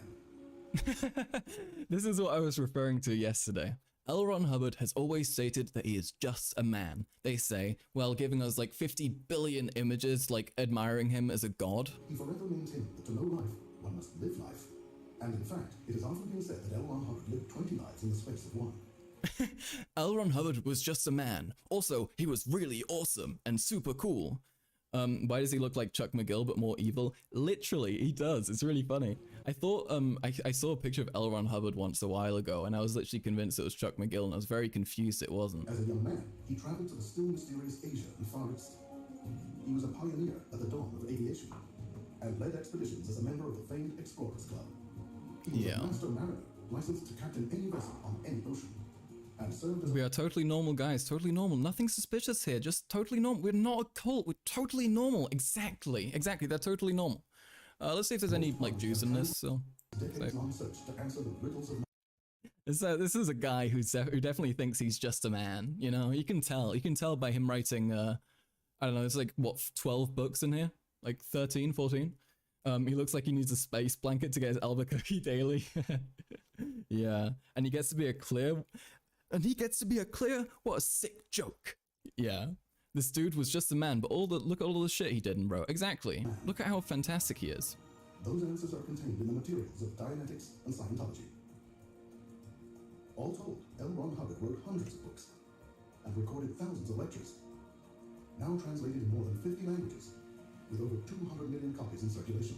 See, this definitely doesn't look like some sort of, like, religious monument of some kind or anything, you know? It definitely doesn't look, you know, weirdly spiritual or whatever the fuck. They're trying to make him Buddha so bad. They literally are. I mean, he did have a lot of, like, inspiration from that. And, like, seeing, like, oh, there's this guy. I could be like that. I could make people, you know, actively treat me as, like, their fucking god. Dianetics was his first book on the subject. It burst upon the world. This is the book they tried to sell me, by the way. At the end, the lady came up to me with this in her hands, and she smiled at me, and she was like, I want to sell you this. And I was like, no. In 1950 and revolutionized the field of mental science. Now, you may have wondered what the difference is between Dianetics and Scientology. Dianetics is a... Okay. It is further defined as the study and handling of the spirit in relationship to itself, universes, and other life. Staff can show you the best ones to get started with. There's even a chart you can use to learn more about the full library of Ron's books and lectures. This is pretty crazy. They have this full chart of, like, every single book written by L. Ron, and it's chronologically ordered because they acknowledge that he, like, changed his mind about things over time, despite them actually being, you know, them actually, like, treating everything as gospel. He really puts the L in L. Ron Hubbard. If he was around today, he'd be like, yeah, I'm W. Ron. I'm W. Ron, okay? Don't say that to me. Next, you should know about the several different types of Scientology organizations. There are thousands upon thousands of groups delivering Dianetics and Scientology. Yeah. Above that, here. Lots of different things. And the flagship. The flagship. Yeah. That's not concerning at all. Okay. All right. Let's get the debate ready, because I feel like we might be prepared. It might be time. It's time. Okay. All right. Okay. Interestingly enough, there's a link between shamanism and schizophrenia/psychosis. In fact, many people who have epilepsy /brain issues report extreme religious experiences. Yes, I've been trying to find research that confirms that, but I've not been able to come across much, because I did feel like that was, like, a very likely thing, right? I sent him a DM saying, "Are you ready?" I swear to God, if this motherfucker's gone again, I'm gonna lose my mind. W Riz Hubbo Ohio Mikyat. Okay, Jesus Christ, never fucking talk again. In fact, Mohammed was said to have epilepsy. Yeah, not surprising, right? Let's see. All right, we're calling. Swear to God, man. Swear to God. Generally, religious stuff is likely to be tied to mental illnesses. It's a fair explanation for how they appeared. Yeah. Dude, I'm sorry. I'm distracted by the fact that if this guy... Bro, how are you gonna show up barely 5 minutes ago being incredibly apologetic and then immediately disappear again? I said, give me a few minutes. I said, give me a few minutes. And he's fucking skedaddled. My dude. My guy. Walter. This is his strategy? Yeah, he's fucking mentally wearing me down by being an annoying prick and not actually fucking showing up any time when he agreed to do it. You can't lose if you don't debate. Yeah, exactly. No, it's genius. It's genius. I wish I had his mind. He built up the courage, then thought about it and ran away. this guy doesn't strike me as an unconfident individual. I just don't know why he's being like this, you know? I don't get it. I don't get why people aren't more eager to be to actually fucking deliver on the shit that they say. I swear to God, man. I swear to God. Just show up. Just show up. Just show up when you agree to doing a thing. He said, my bad, notifications were on silent. What do you want to bet this fucker didn't even change his notifications? I sent him a DM saying, join now, please, in all caps, because holy shit. Fucking hell, dude.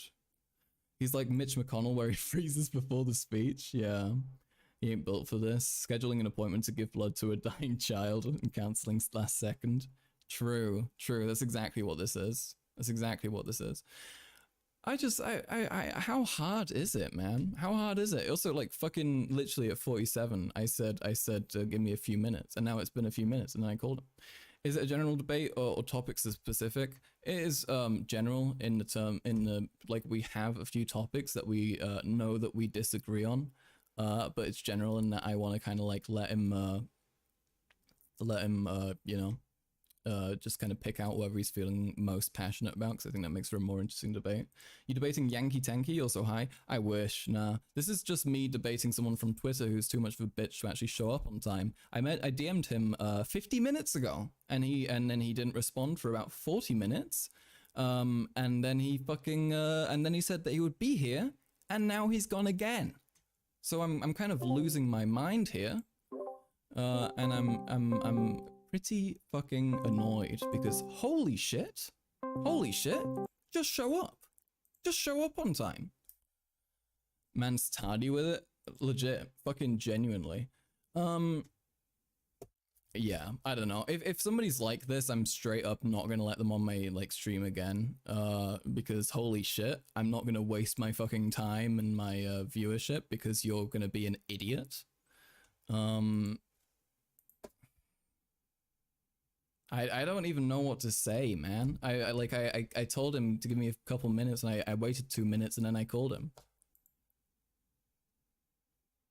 I'm just like also very insulted, you know? Like it's very fucking rude to do. Bro arrives at school at 9:30.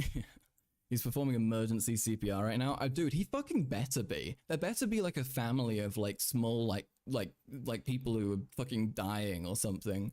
Or like a group of like puppies who all got hit by a car at the same time, because I don't see any fucking reason you could be this like this fucking late to something.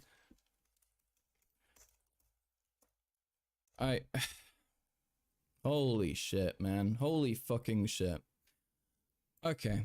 Yeah, and we finished the Scientology video, which is why I feel like I need to actually get this to start, so we can actually fucking, you know, we can actually do something. He's too busy donating his fortune to the anti-puppy kicking league. It must be. Convert him to Scientology. He's active on Twitter. Is he active on Twitter? Is he like actually doing something? Because I don't see him doing anything. I just see him existing. Yeah, so that's pretty cool. That's pretty awesome. I love when people are terrible at showing up. He's tweeting, yeah. No, he's not. You must have the wrong person. What if he died? That's the only explanation I'm gonna accept at this point. Like, fucking genuinely. Holy shit. I DM'd him 6 minutes after he said, give me a few minutes. Holy shit, how much are you gonna fucking waste my time? Yankee Tankie? No, I'm not talking about the Yankee Tankie. I'm debating a guy called Walter. We're not debating Yankee Tankie today. He's, because he's being a bitch about the topic that he wants to debate. We went over this earlier. He basically said that he's not going to debate anything historical with me, and that he only wants to debate present geopolitical issues. And I'm kind of tired of debating like Ukraine and stuff. Like, I guess we could, but it feels like it's just such a kind of boring topic because it's like, You know, it's either you think it's okay for a bunch of people to get murdered by a different country because they want to do it, or you don't, you know? And that's kind of it. Debating history is more fun than current stuff. Yeah, it's also just like way more interesting because it's had way more fucking influence on present reality than something that's like actually going on and unfolding as we talk. And it's not really, you know, it's a lot harder to debate because like, what if you don't know half the shit going on? Ah, man, holy fucking shit. I'm gonna call him again. Well, let's do it. We'll see. Maybe he's gonna notice. Maybe he's gonna actually realize that he has a phone and that he has a debate that he agreed to do starting from 2 hours ago. It's pretty crazy. Can we kill this guy? No comment. No comment, because what I want to say is TOS. Debating the morality of puppy kicking with the Yankee Tankie. I mean, look, I would be on the side of kicking some puppies, okay? Some dogs kind of annoy me, unfortunately. If you ever get a chance with the Yankee Tankie, ask him if he ever learned what the rape of Nanking was. Yeah, we can get into that. Ukraine debates are just boring now. I've seen too many of them. They all have the same arguments. Exactly. That's why I don't want to get into it, you know? I want to actually like talk to just a tankie who's going to be stupid about tankie shit, you know? They're going to say that North Korea is actually free. It's actually democratic. They say that China's actually great and that they've done nothing wrong. Oh, he said, yo, coming. Okay, great. I'm going to fucking lay into this guy. Holy shit. I think it's time, folks. It's finally time. We've actually got somebody who's actually gonna talk. And holy shit, about time. I would kill to argue with a tankie about Lenin. Yeah, that could be good. That could be good. Good thing v bad thing debate. Hell yeah. Those are, yeah. He said, I had a phone call. My bad. You have a phone call now, motherfucker. You have me. Holy shit. Holy shit. Okay. All right. Anyway, he said, yo, here. Okay, join. All right. Hi. Hello. Can you hear me? I can hear you. Holy shit, dude. That's like an you're impressively late. Like, incredibly so. What was it like? We said like 2.5 hours, so 30 minutes, yeah. Fashionably late. Let everything get ready. No, you're like an hour late. I DM'd you first nearly an hour ago, asking if you're free. Then you responded to me. I said I would be streaming for about 2.5 hours. I didn't say that we'd debate then. No, yeah, I'm looking at the DMs right now. It said, would you like to maybe come on in about 2.5 hours from now? It was at 1:13. I assumed 3:30. I mean, my mistake. Yeah, I got caught up with other stuff. I did not mean to mishear your DMs or whatever, but yeah. Okay, all right. Well, you're here. That's what matters. It's nice to have you. Thank you for showing up at long last. Yeah, of course. I'm sorry. I didn't mean to upset everybody. Okay. It's all right. It happens. We move. Anyway, what topic would you like to get into? I think we had a few interactions on Twitter about I think the main thing would have been like negotiations between parent and child, like child-parent relationships. That sounds good. I don't know if something maybe to throw in that it might move towards possibly is I don't know if you saw a lot of people talking about the whole thing of if you're a liberal woman or a progressive woman and you date someone who might be like conservative or a centrist, that like have you seen all that where there's like a big condemnation for that you're not actually a progressive if you do something like that? People saying it's bad to date conservatives. Yeah. Yeah. I mean, it could move towards that towards the end because I feel like they are semi-related. Sure, we can do both of those. Let's start off with the kid parent thing now. Would you like to lay out your position now? Yeah, sure. I guess my whole thing is that kids rely on parents for almost everything in life. That I think one of the strongest aspects of like society going like all the way back, whatever, has always been like family units, people working together to raise kids. In certain aspects that was communal. In the modern day, that's more so like the nuclear family. And I think that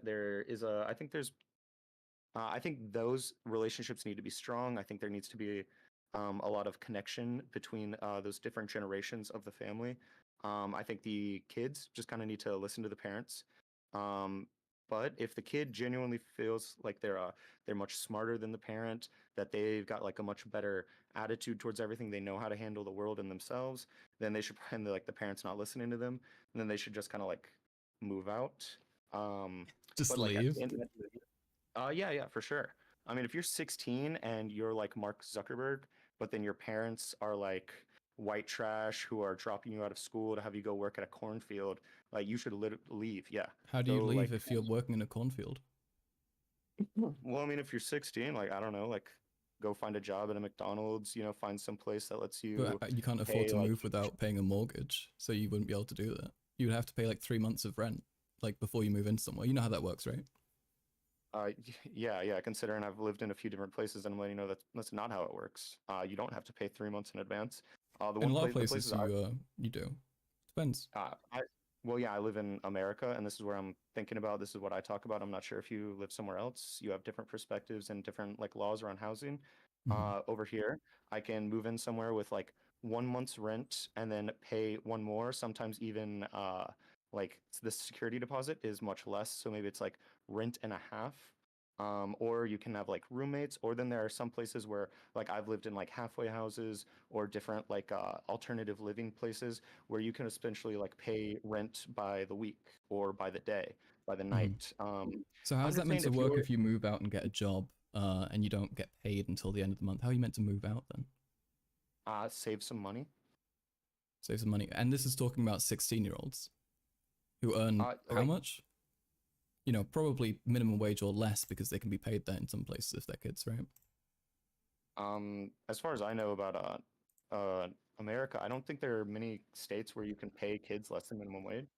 I believe But so. yeah, like I do, yeah, I do think so. Like, but like in most cases, you should just stay with your Yeah, here we parents. are. The youth minimum wage is $4.25 in America. So you can pay kids less than minimum wage. So you're assuming that a kid who's earning maybe $5 an hour should just save up enough money to pay 1.5 months rent on top of food, utilities, Okay, and the so fact I'm that they reading can't. this right now that employers Mhm. must pay new hires the youth minimum wage 425 during the first 90 days of employment.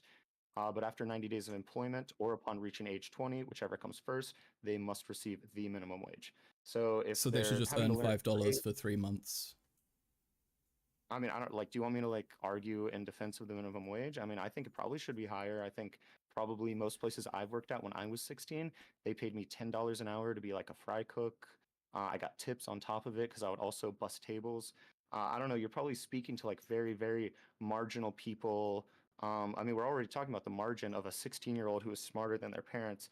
Most 16-year-olds think they're smarter than their parents, but most instances they're just not. And so Mhm. I think in like I mean, I'm just still laying out my position of I think kids should listen to their parents, trying to abide by what they have to say. I don't think the state should be as involved. I think like child protective services should step in of like instances of like emotional, mental, physical abuse, all things like that. I think we all agree on that. I just don't think they should step in any further. And I don't see anything else besides, parents having kind of absolute authority in all situations. The kid can, try and negotiate with the parents in the sense of trying to persuade them, but it's not really a negotiation because the kid's never gonna, have his own power except just to move out. How do you mean the kid's not going to have any power? How is that the case? Well, so like if I was talking to my son and he was like, "Okay, Dad, all the other kids at school, they all get to stay up till like 9 o'clock, and their parents let them fall asleep with the TV on." And I'd say, "I don't really think that's good for your brain. I don't think that's good for you." My son would be like, "Okay, but like everyone else does it. My other kid in the class, he does it, and he gets really, really good grades. Why don't you let me do it?" And I'll say, "Well, no, I'm just not going to let you. I don't think that's a good idea. I don't think it's good for your brain. I don't think it's good for development. I don't think it's good for sleep." And he's like, "Okay, well, I don't agree with that. I think this other kid's really smart, and he does it." And we're at an impasse. But in that impasse, it doesn't really mean anything because I pay for the power, I pay for the cable, I pay for the housing. He's my kid. He's a minor. I get to like dictate everything for him. So he can try and persuade me, but if his persuasive skills suck, or if I'm too stupid to understand his persuasion, then he just kind of has to deal with it.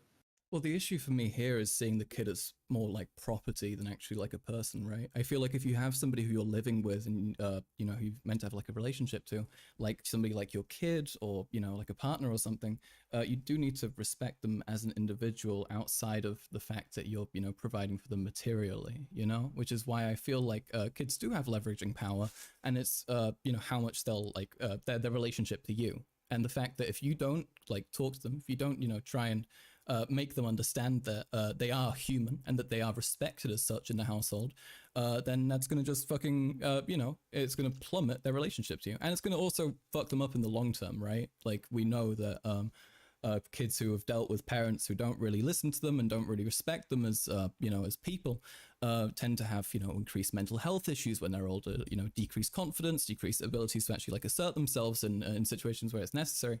And yeah, you also say that you would allow the kid to negotiate, but also that you would have absolute power anyway. I don't really.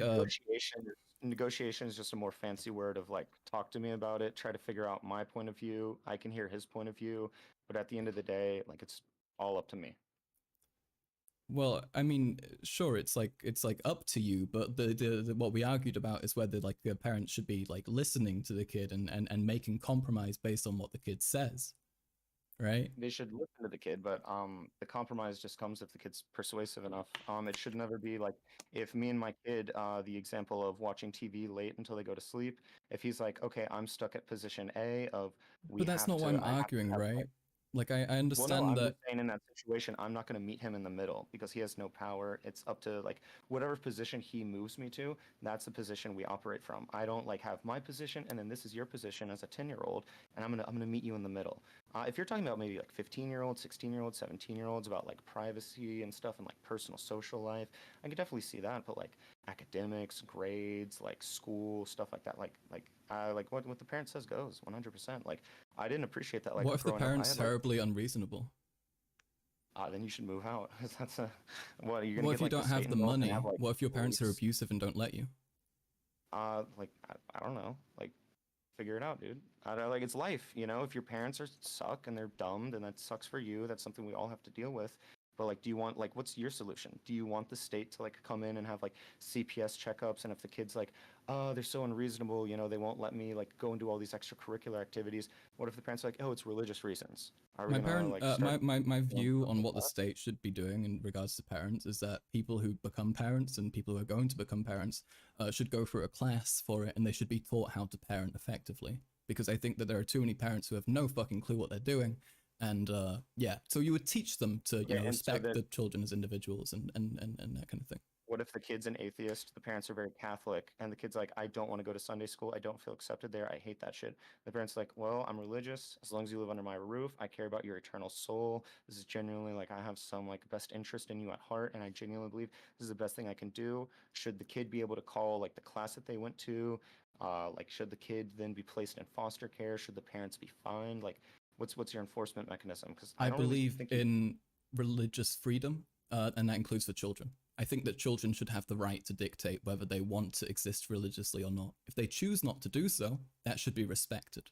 You know, there should be an alternative for these sorts of things. Are we just talking like morally? Or are we talking like pragmatically in like the real world? Because I probably fully agree with that morally, but pragmatically in the real world, like, are you saying that then to place the kids in foster homes if they identify as an atheist after reading like a Reddit board one time when they're 14 and now they refuse to engage in Catholicism with their parents? Like, I'm saying kids should have be the able to- freedom to believe what they want without being without risking abuse from their parents. I think that that should be the standard. I think kids should be able to say, I don't believe in this, and then the parent should be like, okay, that might like I might be sad about that or something, but that is your belief. No, but what do we do if the kid is forced to go to Sunday school, or at the very least like has to show up on Easter and Christmas, but they're like an avowed atheist, the parents are Catholic? I mean, Should the atheists kid, still like, celebrate, still can partake in these sorts of things, right? You can still be no, but the kid culturally. doesn't want to. The kid doesn't want to. His religious freedom is, I do not want to go to church because I am a Reddit atheist. I'm 14. I read a Reddit board. Then you have the parents saying, we're Catholics. We care about your eternal soul. You're going to church at the very least on Christmas and Easter. When they are taking the kid to Christmas at church, should the kid be able to call CPS to be like have someone come over, pull over the parents in the car, Well, rescue these the kid because he's institutions been shouldn't be kidnapped? able to force religiosity on the kid, right? If you do have something like Sunday school where you do have kids attending and to do religious activities or whatever, it should be permitted that some kids, you know, reject that and they go and sit somewhere else for a bit and they just don't partake in the religious shit if they don't want to. Well, so okay, the parents drop them off at Sunday school. They tell the Sunday teacher, "Hey, this is my kid. He's been really irritable and bratty lately. I really need him to learn this stuff about Sunday school." Like, well, you wouldn't say the same thing about like public school, obviously. Like, if our kids just like, "I don't want to go to public school. I'm not going. I don't want to learn anything. I just Well, want to play that's video different. games." Public school's Well, teaching like actual subjects, right? It's not teaching well, dogma. so do you actually believe in religious freedom? Yeah, I do, but I believe in That doesn't, people's like doesn't really freedom sound to like it. deny religion if they want to. But it's like my kid, 14 years old, does not have autonomy, does not have like 14-year-olds should like have moral autonomy. agency. No, 100% not. They can't sign a contract. They can't enter into A deals. 14-year-old They can't shouldn't like. have autonomy? Really? You believe that? Yeah, of course not. Yeah, of course. I was 14. Were you not? Yeah, I make so many Yeah, I dumb was fucking 14 and I was given, you know, a relative degree of freedom that helped me develop independently and, you know, function When I say better in my autonomy, do later you think, years. I mean, they should like be constantly by my side, like trapped in their bedroom, no bicycle, no Well, how do you friends they're allowed define to it? hang out with. What do Like you legal think they shouldn't autonomy, be like allowed to they're do? responsible for their actions, like they are able to be a moral agent. Like when I I mean, take they my are kid, he though. does It's just adjusted.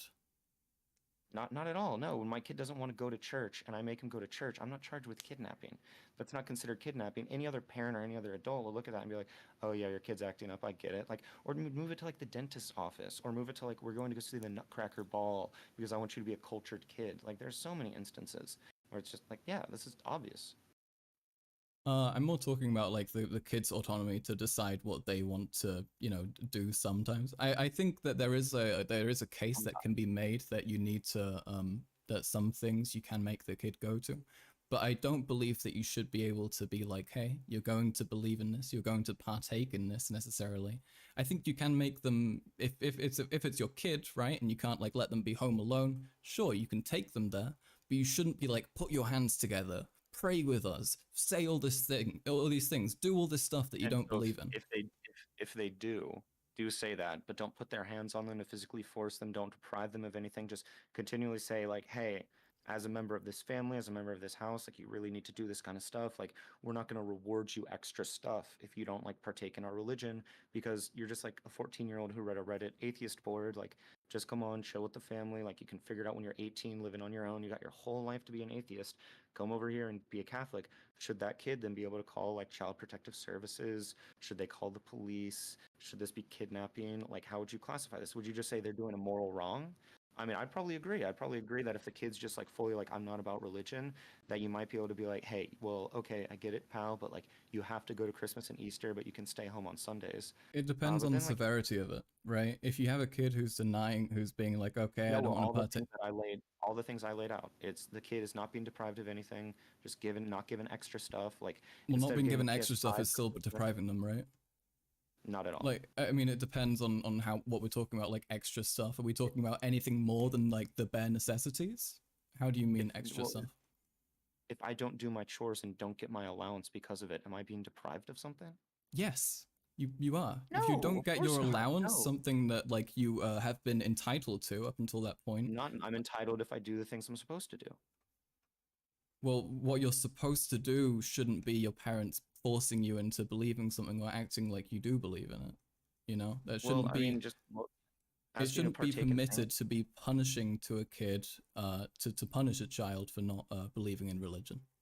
There, Is that's it a punishing my prescription for kid you. if no, well, is it punishing my kid if he gets like 4 A's on his report card? So I give him a PS5, but then next semester he gets like all C's, and so instead of giving him a PS5, I just get him like I don't know, like a Razor scooter, some like cheap bullshit, and I'm like, he's like, I wanted a PC, and I'm like, well, you didn't get good That's a enough grades. form of Am I punishment, yeah. depriving him? I think you're misusing that word slightly. I think I'm not rewarding him as much as I would But we're have. talking And I don't see specifically that as moral about punishment. depriving children of things due to them not believing in a religion, which would be punishing, right? Let's Well, stick to no, that example. Oh, well, no, yeah, I disagree with the depriving aspect and that it's like, I mean, I guess you could see it as like maybe a form of punishment, but at the most part, I just see it as like okay, like I think if you're doing really good, you're not causing a lot of problems with the family, you're like going along with what we're saying, like you're not being unreasonable. Because I could totally see it. Like if I'm religious and my kid's 14 and just went on Reddit, and I'm like, buddy, like just chill out. This is our family's religion. You're upsetting your mom, making all the other kids feel weird, making the whole family awkward. Just Well, like that chill kid out. You needs don't to have like respect autonomy. everyone else's religious freedom as well, but you do need to respect that kid's religious freedom too. You should have both. You can have the kid being not a massive dickhead about it, and you should be encouraging that, but that's much, much, much easier to do if you don't tell them you have to do this. You have to believe in that. You have to do all these things, right? Obviously, if you're like constantly like, hey, you need to do this religious shit, then they're gonna become a fucking asshole about it. But if you give them the freedom to to experience things and figure things out on their own, they're gonna not be a cunt about it. Like in 90 to 99% of cases, promise you. Yeah, that like I've definitely known a lot of kids who have come from religious families who are like atheists. Like I'm slightly that. I was like a religious growing up, and my family was as well. But like no, like if it's like your family, like again, I keep coming back to like, do you just think that it's just a morally wrong thing that these guys are doing? You just look at it and like shake your head, maybe socially condemn them, and just be like, hey, let the kid do what they want, or do you think like the kid should have some kind of measure that they can take with the state? Do you think there should be some avenue that they can take some kind of grievance against the parents? Like if the parents, like, 'cause if I'm a parent and I'm religious, I want to save my son's eternal soul. Like, fuck you. I don't care if like the Reddit atheists got you. Like, this is another like test of like my religious will or whatever. Like, I'm not religious, but like if I'm passionate about it and I have religious freedom, like, yo, like until my kid turns 16, turns 18, decides to move out, decides to do his stuff, I need to be able to like take him to church. So at the same time, You can I'm gonna take him ask to again, church. The what church shouldn't recourse be able should be to. available to the kid? What recourse should be available to the kid? If the Like, kid should is the church being every time, like, if a 5-year-old walks up to the pastor and is like at Sunday school and is like, I don't want to be at Sunday school today, should like he just like turn him out like outside, call the parents, there be like, hey, should come be pick an him up? option for places where kids are sent, religious places, where they can hang out and do something non-religious during the time. They should be offered a place of refuge if they don't believe in that. Yeah, and Well, I the just see it the, as the like I got like guideline. my No, no, no, 5-year-old no, no, no, no, wants no, to no, play no, no, no, board no, no, games. no, no, no, no, no, no. Wait, let me finish my Like point. I Let me don't know. finish my point. The guideline that I would set would be parents should not be able to punish their child for not believing in religion, and you could argue about what point. What's the consequence? What is the consequence of that guideline? Is it a It depends fine? on the Is it severity of it. yes? Do they have to have check-ins? And if that This is a behavior case by continues, are case they thing. Like everything with kids and parents is something that you need to figure out individually. If you tell parents about that, and they listen and they adapt. No, it's a perfect relationship. It's a perfect relationship, but these parents are just stubborn on this one point, and they'll never move off of it. Should the kid's very passionate about being an atheist. If it's a 'cause it perfect was a very, relationship, the very parents aren't going to force convincing them into it. credit for it. Well, oh, come on. Like, we're trying to trade equalize and trying to see if this one variable, if this can be a problem for you alone, enough for the kid to be taken from the parents. The kid is in like a high income, good school, well fed, high Again, nutritional as I diet, said, it depends on the social severity of it.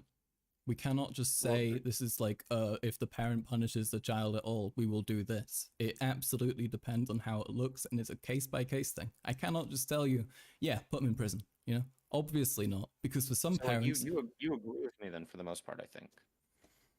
well, no, because you think that parents should have the right to do whatever they want, and I disagree with that. You say that the child should have no autonomy. You said that 14-year-olds shouldn't have autonomy, and I disagreed with that. We do not agree on this, I don't think. Yeah. Well, yeah, like they shouldn't have like autonomy to sign contracts, make deals, decide where they go on their free days. We're if talking my about kid, beliefs. I'm like, well, you brought up autonomy, which is a much broader topic. So like, of course, like the brought kid up is, like, autonomy in the context of can't, like- religious freedom. Come on.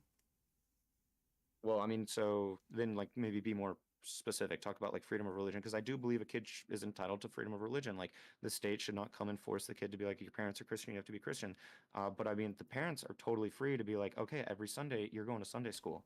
Okay, But that's I'm not enrolling freedom you of- in a Catholic school. I mean, I disagree. I think religious schools should not exist at all. That's something that I totally am against. Generally, I don't think that kids should have I don't anything to think do you're with religion. in favor of religious freedom, because that's definitely one of the things covered in the Human Rights Charter. Is, No, like, religious freedom includes separation of church and state, and not having religion forced upon you by by way of institutions that you're forced to attend, including things like children being forced to go to schools. They shouldn't be forced to be exposed to religiosity as a consequence of that. That should not be legal. And also, I Why mean, not? It's think a about private choice of the families. Why can't they make those choices? because for their children kid if can't it's consent to be lied to like that. They're Like not being lied to. It's their genuine beliefs. no, they are, but right, but their genuine beliefs are based in things that aren't verifiable and they're wrong, right? They are You don't lies believe in by that freedom of measure. religion, but you don't believe in freedom of religion. I believe Because I in probably agree to no. a certain extent. There's a lot of like right to education that the children have. Do you think there that should be a might trump the Scientology parents' school? right to religion. You think there should be Um, Scientology schools? If the Church of Scientology started a school, and that school, because this is what they have to do with a religious school, they have to meet multiple criteria to also be called a legal school, but also contain religious elements. There have to be a lot of classes that are separate from a religious elements. So if the Church of Scientology started a Scientology church school that like taught like history, math, English, science, all the shit, and then it just so happened that the kids. Do you think they? Do you think? Do you think? Wait. Do you think test. religious schools hold off on like implementing their own bullshit into it? Do you think they actually like teach like genuine history and like? Do you think they actually teach like the earnest version of it? Because that's not true.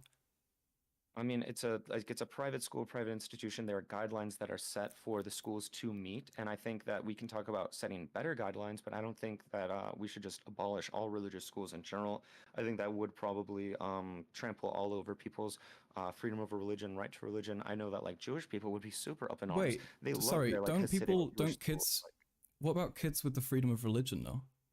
You forcing them to go to a religious school is impeding on their freedom of religion. well, like kids don't have like freedom of religion like that. They're like their parents can force them to go to Sunday school on Well, Sundays. that's contradictory to as what they you get said the- before when you said that you do believe kids should have religious freedom. You're kind of jumping around with this one. Well, no. Like if you would, this is going through a lot of topics, a lot of different things. I think you can understand that we have been running around a lot. But the whole thing I was talking about of like freedom of religion is just like the kid should just be able to say like, oh, well, I'm a Buddhist now, and the parent should not be able to spank them, slap them if that happens. Well, The that's kid, what I happens believe at the kid should religious be able to schools, call, though. like, For CPS. example, like you know that religious schools are like typically a hotbed of abuse, right? They will spank you if you don't like follow the rules and obey and obedient, but that's not the same thing as like if you say, "Oh, I'm a Buddhist," and then they like haze you constantly, like give you a lot of shit. But like I Wait, mean, are you- if you're at a religious school and you're like fucking with the nuns, and you're just like a dude who's like being disobedient, and you're just like, "Oh, I'm a Buddhist now," and you're just like the kid teacher's like, "Okay, well, you're gonna go read like 13 scriptures and find out why Jesus loves you, and then you're gonna come back." But like. I mean, that would be impeding on that kid's religious freedom, right? Also, don't you, wait, are you pro or against corporal punishment, like hitting kids if they've been bad? I think on general, I'm against it. I don't think that there's a lot of benefits to it at the end of the day, but like, What's like in I wouldn't hit general? my kid. Well, like in general, because I think there have been studies that have shown that like there are like some kids who like maybe it does benefit, maybe it does set them on the right path, but nothing enough to like. Wait, what 'cause, like, studies? that's Can what all you these can you studies can you have. show me that? In what I mean, cases does corporal abuse help? Almost any study that you can pull up on this fact will be like, okay, it's just there are way more kids that it's negative for than the kids that are positive for, so that's why we shouldn't do it. You can literally like Google any of these studies, you can go find, they'll be like, oh, there's like this one guy out of like these 15 kids that we tested, and this one guy was like, oh shit, like actually my life improved after I was I mean, hit. yeah, Like, that's holy just fuck. like a consequence of like somebody justifying their own abuse, though, right? Like I mean, Well, you yeah, see that's why that a I lot said with in abused people. Well, then you shouldn't say in general, though. You should just say it's bad.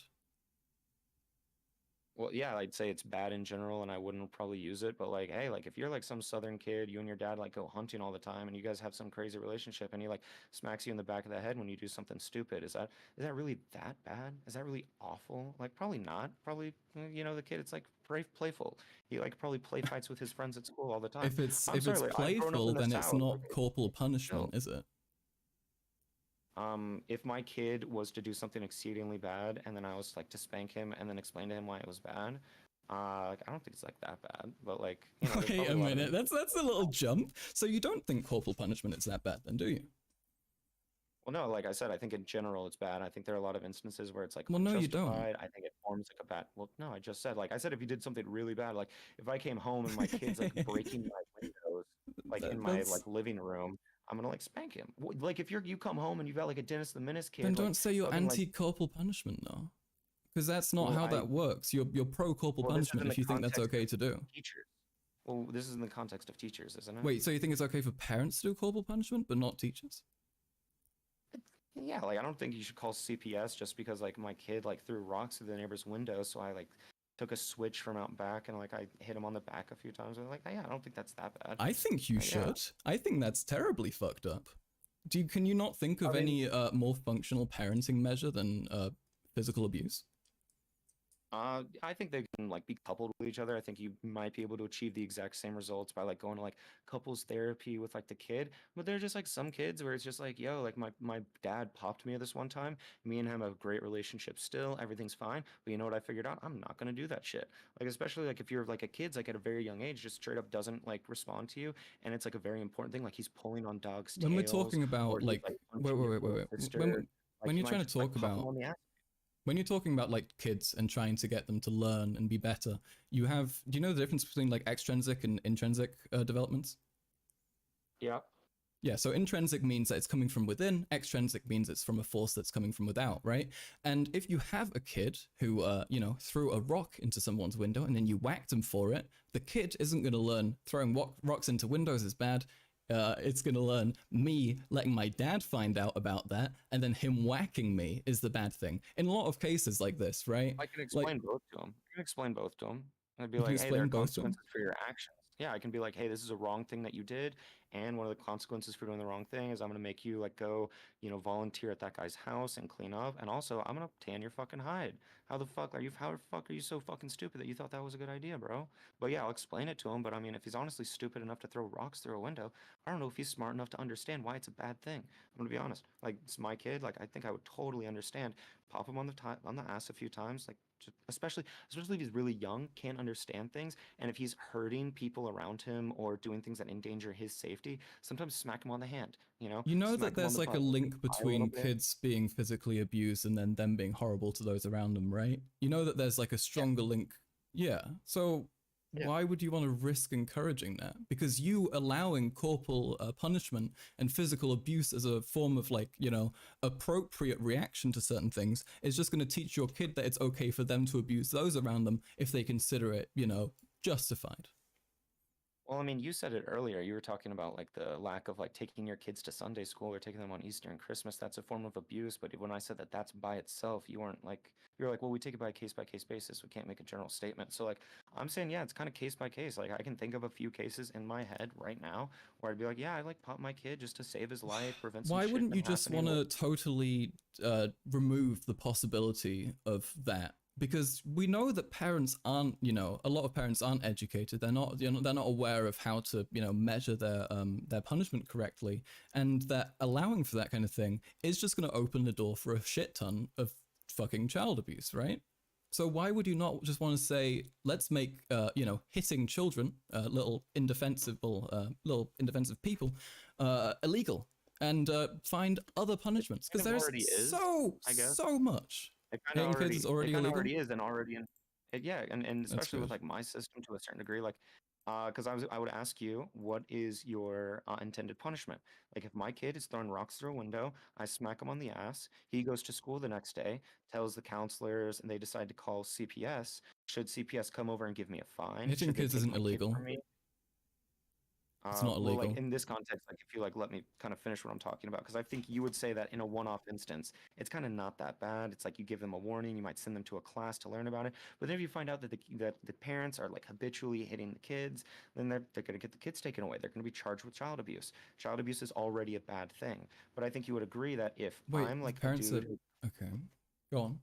well, like if I'm like a high school graduate, never went to college, or maybe I'm a high school dropout, I have like 3 kids, I'm working as a construction worker, and I'm like the perfect dad. But then like this one time, like my kid does some really fucking stupid shit. I smack him on the ass a few times. CPS gets called. Should they take my kid? Should they fine me, or just give me a warning and send I me think to if you're like, a perfect dad, you can think of a million other solutions and punishments Will you before you engage with hit like the them. hypothetical? I think it's really important to engage with this hypothetical. I think, really okay, I'm engaging with a hypothetical. My belief is that somebody who's a good dad and a good parent wouldn't feel the need to hit their kid. At all. This is not engaging with that. Like, just the whole thing, just say, like, kind of like yes or no. Should the cops be called if I smack my kid on the bum for throwing rocks through a window? Like, should the cops be called, and should they take my kid? Yeah, sure. Yeah. Yeah, I think it shouldn't be legal for you to physically hurt your child. I think that should be illegal because they're, you know, small and they can't defend themselves, and there's a million other ways to punish them that won't leave them with lifelong trauma. Especially if this is the so-called perfect dad who's been so great this whole time, and then he suddenly starts hitting this kid, you know? Starting making the kid feel, you know, physically threatened whenever the dad is present.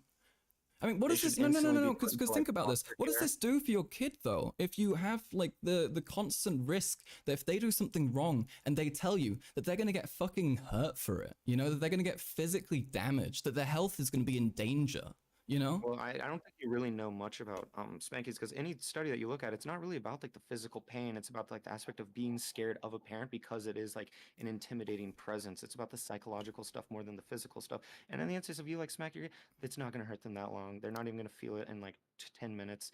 So like I do understand that there are like fallbacks and drawbacks. No, what I'm asking I mean, you okay, is, no.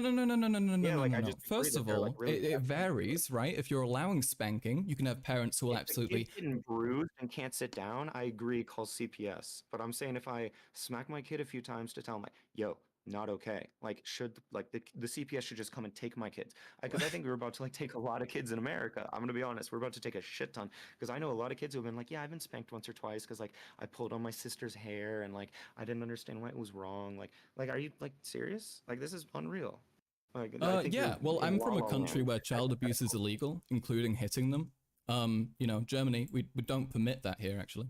And I think it's really, really good, you know? Like, I've dealt with a lot of kids, I've talked to a lot of kids, and I've worked with kids a lot, even, you know, rowdy, annoying kids.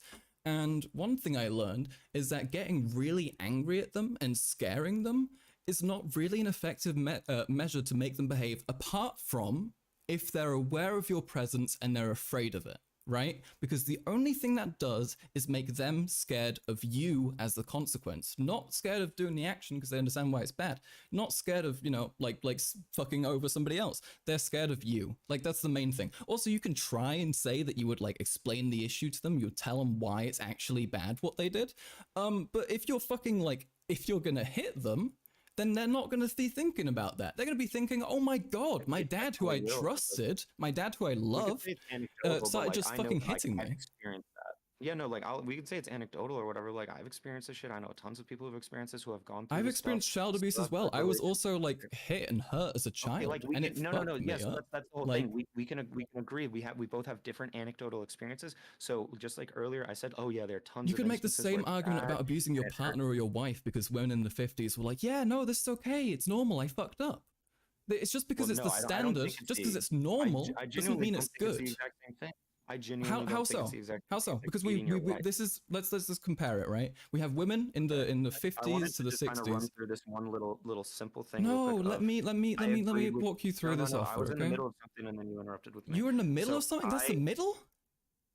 Okay. Yeah, so I was like, I agreed with you earlier. There are a lot of really bad things that can come about of corporal punishment. I don't really agree that schools should ever really be allowed to do it. I really don't think that there's justifications of like the state ever really like fucking manhandling kids unless there's like a danger to themselves or others, like shit like that.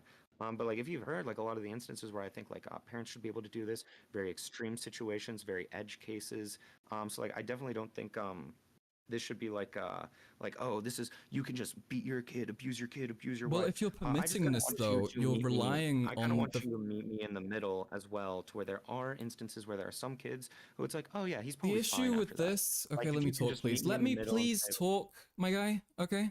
The issue with this is if you're allowing parents to then decide for themselves every single time when something is severe enough for it to be, you know, worthy of child abuse, then you're going to allow for a lot of child abuse because a lot of parents are fucking are stupid and they might not have the big brain that you do to abuse your child in just the right way to make sure that they're okay. You know? Well, then, yeah, that's probably a bad one. We go case by case basis. Yeah. Well, like, no, I mean, we I'm can just one make it shooter, illegal like, to meet abuse me your in the middle. child, and you can just use any of the million other ways to make a child feel bad about something they did, which doesn't involve putting their health in danger. You're not really putting their health in danger. I think there are a lot of instances where there are kids who are just like gonna be fine Right, about it. And no, it'll, like, kind of help again, you're you, relying like, on the fact that short-term and the long-term. a parent is gonna do it in a measured manner. This is just not the case for so many fucking parents, and you're just permitting it and you're allowing so it. we're gonna like take away everyone's self-defense because they might like self-defend in the wrong way. I mean, it's a parent's right What to the like fuck? govern how they want within their household. Wait, Yeah, like self-defense is allowed what? because someone might make like a mistake with their like. Would we say that we can't do self-defense anymore because people are so stupid? They might think that like What a guy holding a self-defense? hot dog. Okay. Well, no, Okay, no, go on. well, no, Go on. like, yeah, the whole instance of if people would make mistakes while protecting themselves in an effort of self-defense, we wouldn't just throw out all self-defense. We would kind of let the parents go case by case basis. But if it gets way too extreme, or if it's like way too bad, or even if it's just like moderate, like we just go in and we're like, yo, you're not supposed to do this. But like even then, I think you just give a CPS person on the person's case. You have them check up monthly with the kid, ask them how they're doing, try and create a good relationship with them. If this Like, is dude, such and, a like, depending rare on the thing that would severity have to happen anyway, why would you even permit it in the first place? You're talking about it like spanking's a thing that Same would thing maybe with happen once self-defense. every 3 years. Huh? It's like the same thing with self-defense. Wait, Right? sorry, what the fuck? No, It's like, how? well, it's like the same thing with self-defense, isn't it? It's like a rare thing. You're not doing this every day. Like, Wait, no. How does this remotely compare to self-defense? I well, mean, you're saying that it's like a thing people can make mistakes on. Why would we permit this? It's only done every so often. And I'm like, well, you need to have a better argument than it's only used every so often. Like, that's what I'm saying. You can be as like incredulous as you want about this, but like, it's like, yeah, it's like your parent inside the house. If it's bad, then you call CPS. If it's not bad and the kid's doing okay, and like I know a lot of people who are like pretty chill with it. It's not a big deal. Like it's not the they same don't thing. mind As, their like, child abuse too much, yeah. I mean, I think you can load it as much as you want by like calling it child abuse. Just like every time we talk about abortion, I could be like, "Oh, you're murdering babies," but it's like yeah. No, like, if we my can make a kid is scientific 5 argument years for why old that's and is incorrect, though. punching his- if Because my we kid can is make an 5 years argument old, that punching his it's not doesn't sister have a fucking in the- consciousness. It doesn't exist. It's not a person. That's a totally different thing. And actually, I don't hitting agree that it's children child is abuse. child Well, abuse. For the same thing. Well, for the same thing, I don't agree it's child abuse. Like you can be like, oh, well, I can make an argument that it doesn't have a conscious experience yet, and then like, okay, well, I can make an argument that I don't really think it's child abuse. If my 5-year-old is punching my 3-year-old in the face repeatedly, and like I try to explain to him over and over, and it's not working, but then like I pop him on the ass one time. Oh real yeah, good, that's he a great cries, idea. If a and then child's boom, doing violence, just do violence to the child, and then the child will stop being violent. This is not something yes, that it happened. Yes, it's happened. Yes, it's happened. Like you can just be as incredulous as you want. Dude, all it You can, does like, is you can causes just the say for child to the do it in majority- fucking hiding. It just causes the child to do it in a way that you won't see it because they're afraid of the consequences. They're not actually afraid or aware or understand the action. Okay, this is the issue. I think a lot of our disagreements are coming from the absolutism of a lot of your statements. You could say the majority in general, and I probably like fully agree with you. I'm like, yeah, on general, like I agree. People are pretty fucking stupid. They probably shouldn't ever really put their hands on their kids. But I can obviously think of some edge cases where I appreciate that the discretion is with me as the parent to do what I think is best for my kid. And I'm glad that there are laws out there that when it is obviously past a certain boundary, that my kid has legal repercussions against me, that the state can take my kid away. I mean, the absolutism in your statements is what's really just I guess triggering the fuck out of me. Well, if you're saying that most people, if you're agreeing with me that most parents are going to be kind of shitty, or most parents might have some shitty judgment with it, why would you want to risk it? Why would you want to let that happen? Why would you want to put millions and millions of children in danger? Why wouldn't you just make it illegal and allow the parents, who are apparently very smart and very measured in your eyes, to do any other punishment? They're very stupid. Wait, do you think there's cases where corporal punishment is the only like way of actually doing it? Or only way of punishing the child? Do you count like restraining them in a straitjacket as corporal punishment? Yeah, I mean, I think you should at most you should make a child. There are a lot of instances where that's the only option. 100% yes. I think you should make a child sometimes sit in a corner for a little while. Do you actually think that they're like my 5-year-old? Do I think it's bad to put a child in a straitjacket? No. Do can you like at least agree that there are some instances where corporal punishment in order to stop a kid from doing something violent, not necessarily to teach him that this thing is wrong, like not even just like kind of stopping him, but like every time you turn your eye, your 5-year-old is punching your 3-year-old in the face. And you You're a keep explaining terrible to him, so parent not then. Like, if that's happening, then you're a terrible parent. There are so many measures that you could take in order to prevent that from happening that, like, aren't hitting your kid, you know? No, my kid's just super autistic, bro. Like, I mean, I don't know. I can get him on meds constantly. I can get him a caretaker. I can get him a straitjacket. Like, my kid's autistic, and he has a habit of punching his 3-year-old sister in the face. So Do you I think found out that if I Okay. smack him on the ass, that he's not going to do that, that he stops, and he has never done it since. Can you at least agree that if that, like, we don't have to agree that that actually exists, because I know that exists. I know that exists for a fact, and I know that people's families are way better off now.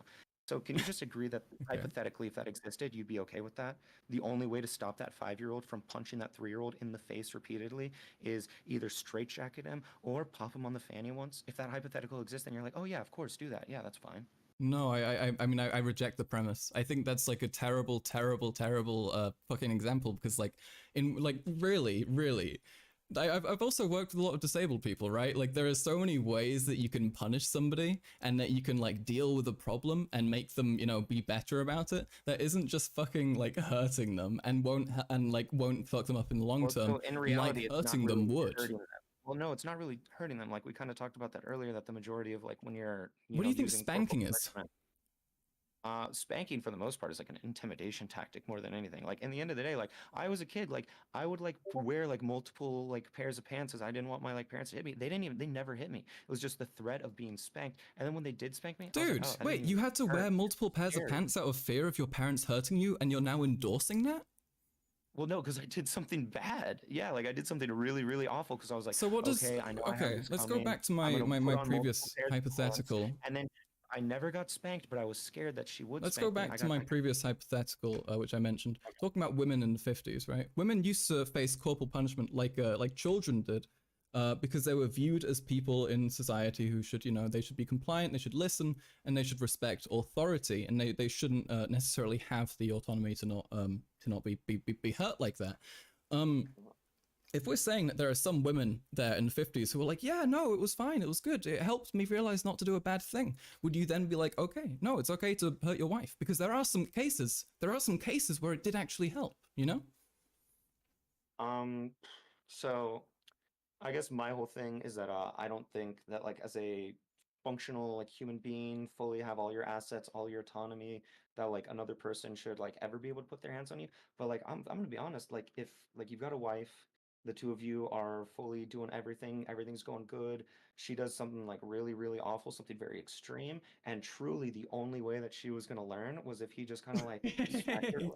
Wait, I'll bite that bullet. I'll bite that no, bullet. dude. 100%, yeah. Like if after the fact she's like, no, yeah, that was chill. I was definitely like, it's like you slap someone, you're like, get yourself together, and she's Wait like, a oh minute. my god, you're right. Wait. You're saying that abuse is justified in every situation in which the abused believes it was beneficial to them. Is that correct? No, well, no, because I'm like, now you're like getting into the more like the relativistic stuff, which I would totally agree. Like, I wouldn't trust like an abuse victim to say that they're okay with the abuse, but like if I can look as like an objective, like fucking like Marvel character moving through time and space, and I can see and I'm like, oh damn, the only way that lady's not gonna like keep leaving the stove on when they leave and almost burning the house down and killing the kids, like she's gonna kill the kids unless that guy smacks her, and after fact she's like, yo, like that was Then okay you that find smacked me. another solution. If the only No, solution I'm saying if I'm an objective observer and I know there's no other solution, then I'm okay with it.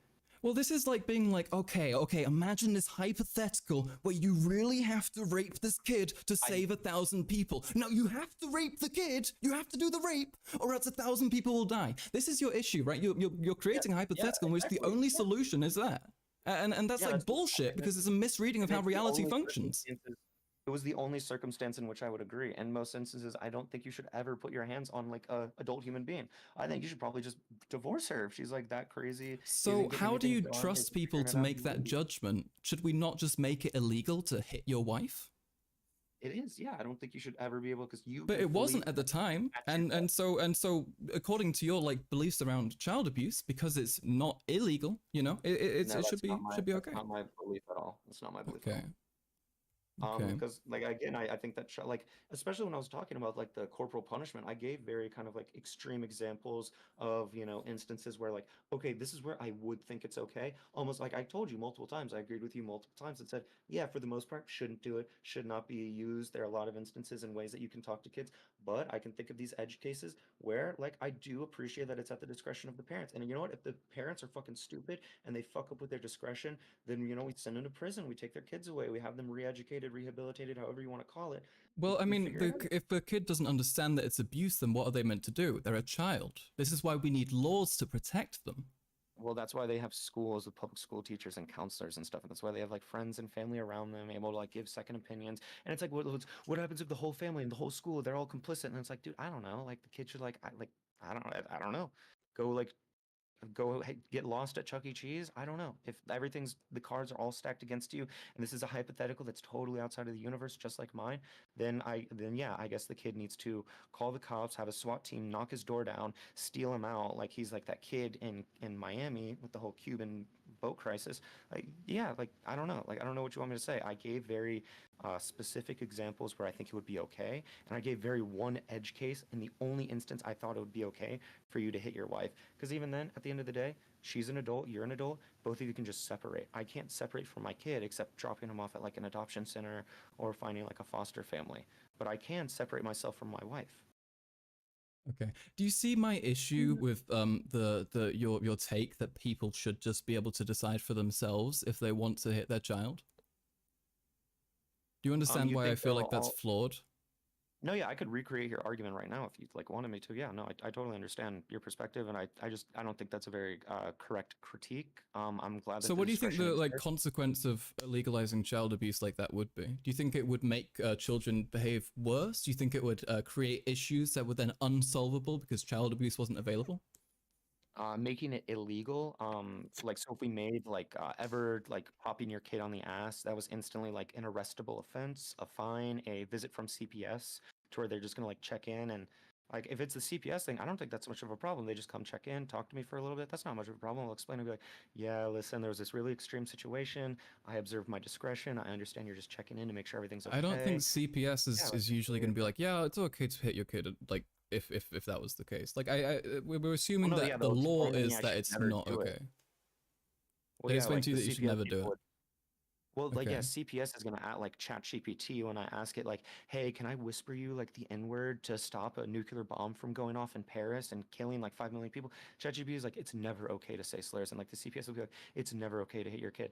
Like, at the end of the day, like, it's like, okay, I may not have the tools appropriate to handle the kid in that situation. Maybe there are other methods, or maybe it is just the only singular method available to me to stop my kid. And as a formality, like, because like I said, I gave very edge cases for when you should hit your kid. Like your kid like sneaks out late at night, you should not like come in and like slap them in the face or like spank their ass at like 17. I obviously don't think that, but if it's like, okay, they obviously aren't able to be persuaded or be understood or like logic their way out of doing this thing, and it's like poses like a danger to themselves or others, or even just like property damage, like they're throwing rocks through people's houses. And there's no other solution apart from child abuse in this case. Look, okay, did you miss like half of what I said? Are you just like not listening? Yeah, I'm kind of having a hard time at this point. Look, you keep on going the same like direction of being like, okay, imagine there's this like super extreme one where the parent is then going to handle it super rationally. I think that's the point of me giving those extreme examples. Can you tell me like what's the point of that? The point of you giving the extreme examples is so you can justify it not being illegal because you think it should be okay in some cases. This is the same thing. It's because I'm stressing certain variables in the situation to show which ones are important to me and which ones I would take into consideration if I would ever hope to do this. Can you describe a situation in which you couldn't think of any other punishment apart from hitting your child? I gave like a couple. I'm like my 5-year-old kid is hitting my 3-year-old daughter in the face. I'm like my and kid there's no other way of preventing them from hitting your 3-year-old daughter apart from hitting them?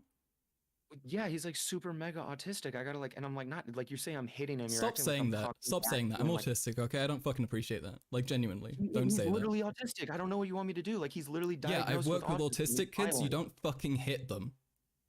he hits other people, and it's like I'm not like cocking back with a plant foot, like turning and knocking that kid out as hard as I can. I'm like smacking him on the ass, and then I grab him by the arm, I shake a finger in his face. I'm like, don't fucking do that. And then he doesn't. And then you know what? He may cry a little bit, he may be a little upset, but you know what? Now that 3-year-old isn't getting punched in the face. Like, you're so ass mad, and you so Yeah, wanna, instead pigeonhole now me you're into this one punching. little Now you're thing. hitting the different kid. You're just I'm punching the kid, replacing I'm the punching abuse him in the somewhere face. else. I'm popping him on the ass, yes, because I'm trying to stop the 3-year-old. How do you think it who's- feels for a fucking 3-year-old to be hit by an adult? How fucking well, do you he's understand 5. how fucking delicate? Sorry, 5. Do you understand how like fucking sensitive like kids are? Do you understand the fucking psychological effect of them being put in physical danger by their parent? I don't know, care like, if you wonder don't how think it it's feels actual to be, like, danger. I don't give a 3-year-old fuck. having, like, a But if 5-year-old there's a wail child on who's him in the face as a 3-year-old, just bam, bam, bam, Mike Tyson right in the face over and over and you're a over again. shit And I just parent gotta, if like, that let happen. happens. If I that just gotta happens let that happen. at all, He's and then you fucking feel the need to hyper-autistic, abuse your bro. child I as a can't do anything. solution, you are He's fucked. hyper autistic. I can't do anything about it. I'm Okay, just saying. all right. Look, do you asked have me any to do you have think any of good last scenario. points to make so we can move on to a different topic? Because this is pissing me off.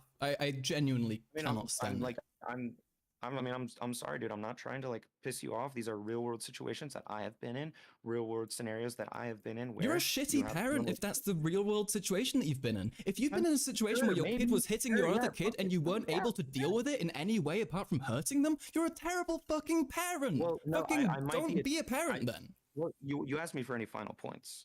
But so Mhm. I might be a shitty parent for having reached that spot. I totally probably admit that. These aren't my kids that I'm talking about. But like, I might be a totally shitty parent. Wait, were you hitting other kids or was it other parents? Other parent hitting their super Okay. mega. That's autistic good at 5-year-old least. kid. Yeah, like no, yeah, like I don't have kids yet. I'm only like 23. But like so the my whole point. Oh shit. Is that I think there are like some instances which are very rare, very edge cases. Like I'm like listing out someone literally they can't. But by that perceive same they logic, can't be spousal abuse reasoned should with. also be legal. Because there are certain not at cases. all.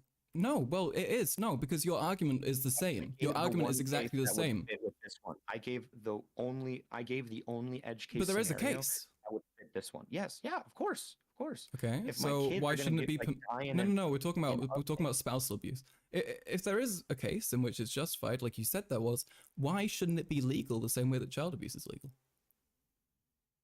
Well, because I'm able to detach myself from my partner, I'm not able to like detach myself from my kids. I can like What? leave and just move out, but Wait, again, wait, I wait. gave the only. What? Like What what? do you- Yeah, wait, like you- my wife is totally like if she is totally. Wait, no, but you said that incapable kids of are able raising to an arm- separate as well, though. Because when I asked you earlier at the start of the call, what we should do about kids who are being abused at home, you said they should just move out, which is the same argument that you're giving about spousal abuse. So, where's the Well, I think where's they're, the like, line they're, here? They're kind of like, well, they're like much different. One is like living your ideal life, and the other is like, yo, like this chick literally cannot be reasoned with. She can't be logicked with. She can't What? like understand. What are you talking like, about? why do you keep like interrupting me every time? Would you just go what? Because What? yeah, because you're saying you're being incoherent. Like, what the Well, fuck are you talking I'm about? literally laying out that like I can leave my wife. That the only situation, because you said that like okay. What if you can't? should- What if you're in a situation where you're financially dependent on her? Should spouse wait? File for bankruptcy? Yeah, like no, like I gave you the one and only situation where I thought it would be like okay, and it's like I'm an objective Marvel character who knows the only and every like I have Doctor Strange's eye, whatever thing, and I'll just see all the different realities, and I know it's like okay, I'm gonna slap her lightly. She's not gonna kill our kids by burning the house down by leaving the oven on, and then she's gonna be like, yo, that's so okay. Thank you for snapping me out of that. Like or like. So you I don't think know, that like, spousal abuse can be okay, and therefore you should follow the same No. logic that you have with child abuse. Because if it can be okay, if there is a hypothetical in which it's permitted and which it is functional, apparently, then it should be legal. Because this is the exact same point that you made to justify child abuse being illegal, being well, legal. no, because the second hypothetical is much more unrealistic. You think you think this hypothetical where your one child is hitting the other child, so you're forced to hit the one child because you have no other choice, no other possible punishment is I'd more say, like, realistic. I'd say he's hitting the other kid. I just like a little lightly tap, a little light tap, and then a finger shake in the face. Look, I'm sorry. 'cause it's Every mostly time you're talking about this, you're portraying the child abuse as like I'm just like lightly stroking them. If it's just that, then what the fuck effect would it have, right? You're not just doing that, okay? Don't Yeah, fucking exactly. I bullshit don't me, think it's okay? child You're abuse. clearly I gonna don't actually be think it's child hurting them, okay? Don't Why would I try and wanna hurt minimize it. them? I don't Why would want you to hurt them? them, You bro. want to fucking spank them. You're saying it should be legal for parents to do Like, that. I feel like there are certain instances where it's like a need, not a want. It's like, because Okay. like, what haven't you All ever right. heard? Okay. like, Okay. you're Okay. Okay. hurting- Okay. Do you have any final points? Do you have any final points? I don't think we're Well, you- getting anywhere with that. Well, Just you make your final interrupted me in points. the Go middle. ahead. Go ahead. I'm trying to like Yeah. lay out everything like a train tracks. Like can you like summarize what like my belief is, or can you only like straw man me into thinking, oh, you just want to like Your wanna belief hurt is that kids, child you abuse just is wanna permitted teach and them. should continue to be permitted because there are some cases in which it can help children, and because you've had experiences and you've met children who apparently say it was okay that I got spanked that one time because I was really acting up. You believe that the same logic is somehow inapplicable to spousal abuse for no specific reason apart from that you think it's less realistic that a woman is going to be incapable of learning any other way. Basically, it boils down to the fact that you believe that some children can only learn by being hit or by being hurt. And I think that's where your issue is. I do not agree with that. As somebody who's like, been in a fucking, like, worked in a school and been in a fucking, like, pedagogical academy, I have learned you shouldn't fucking hit kids. It's not that deep. Okay, so we're talking in like generalities. You said earlier that there are like, you don't believe that there are some kids at some certain points in time where like you can prevent an action in that moment by like giving them a tap on the ass, bro. You don't think, and we can say, yo, still make it illegal. That's fucked up because of the generalized. Well, this is the same way that people would describe spousal abuse, though. They wouldn't be like, "Yeah, I'm gonna go and fucking beat the shit out of my wife." They'd be like, "Oh, I just gave her a little tap so she learns to like behave herself." It's exactly the same shit, and it's exactly the same kind of justification. You're saying that just. You're saying no, because you're saying that the justification with kids is that they're less than human, they're less than you, and they're less valuable than you, and therefore it's permitted for you to hurt them. And this is exactly the same excuse that was used to hit women. I believe that children deserve rights. I deserve children believed to not be hurt. I believe that children should rights to like sign a contract or like. When have I ever fucking talked about that? Why do you keep on fucking mentioning the contract thing when we're talking about basic things like religious freedom, or we're talking about basic things like fucking bodily freedom to not be fucking hurt by your parent? Okay, well, because okay. You keep being very vague with all of your words. You're cutting me off, loading them a lot. When it's like, okay, so you're not talking about full autonomy. You're not talking about autonomy how it's used in the legal sense. You're using your version of autonomy, which just means like religious freedom and like you can kind of sometimes decide where you want to go. That's not really autonomy. You're just misusing a lot of these words, cutting me off when I'm trying to talk. Like it is very kind of clear that I'm saying that like in general, probably shouldn't hit your kids. I do think it should be at the discretion of the parents. And then if it's found that the parents did it in a wrong way, well, and if all that's doing is permitting a ton of child abuse. All that's doing is permitting a ton of child abuse. Child abuse. Well, so you think any instance of like anytime you lay your hand on your kid, it's instant like child abuse, right? Instantly. Yeah, I think you can consider hitting your child abuse. Yeah. Okay, well, so like I disagree. I think it like has to get like a little more like specific. I think you have to be like demoralizing, like breaking them down, seeking to like. Wait, you think that hitting your kid cannot be demoralizing them or breaking them down? I feel like there's like the justified way of spanking them, in which it's like you have to stop certain instances, and it's like if the CPS worker comes over and it's like okay. I think we've reached the end of this. I don't see you making any new points here. It's just like hitting your kids is okay sometimes, and that's kind of it. I'm clearly trying to lay it out because you clearly don't even understand my argument. No, I understand your argument. I think your argument is dog shit. I don't know why you treat like fully. Well, no, you don't. You were like, I don't know why this guy considers fully grown women and then like children different. I have no idea. I specifically said, yeah, I don't. Yeah, I believe that children should be respected a lot more and should be given a lot more fucking rights and freedom to not be hurt. I think that children are a pretty oppressed group, actually. Yes, they should be. They're children, dude. They can't figure shit out on their own. They got people. Okay, look, I know you think that. Okay. I think I'm gonna end it here. It was thank you for coming on. Next time, don't be fucking like 50 minutes late when I DM you. And I was 30 minutes. I was 30 minutes late. Okay, well that's great. Can I shout myself out? No. Okay. All right. Hello, folks. That was fucking annoying. Not a fan of talking to child abusers. Jesus Christ. Jesus fucking Christ. What a fucking awful, nasty conversation, man. What a terrible, terrible thing. Oh, God. I also like how he said, like, corporal punishment. Not okay. And then, like, the whole rest of the argument was, corporal punishment, it's pretty okay. It's pretty good. Pretty fine, actually. Oh, my God. Holy shit, man. Holy shit. God, it did just get worse and worse. That was like, it was just, that was horrible. At least this is something we can clip and make into a video I can upload, because that'll be good. Saving the N-word to save the population. Yeah. Yeah, I mean, it's literally the same fucking terrible hypothetical arguments. Where somebody's just trying their everything to like justify some awful thing.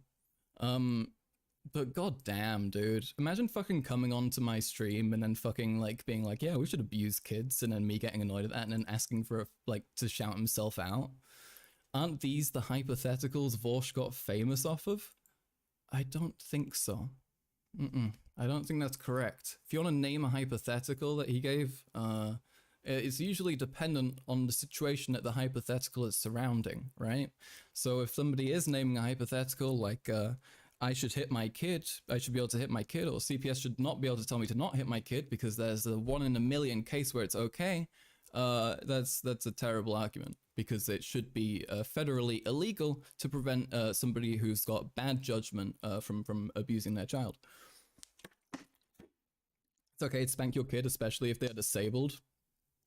Coconut Island, he basically said the N-word Paris thing.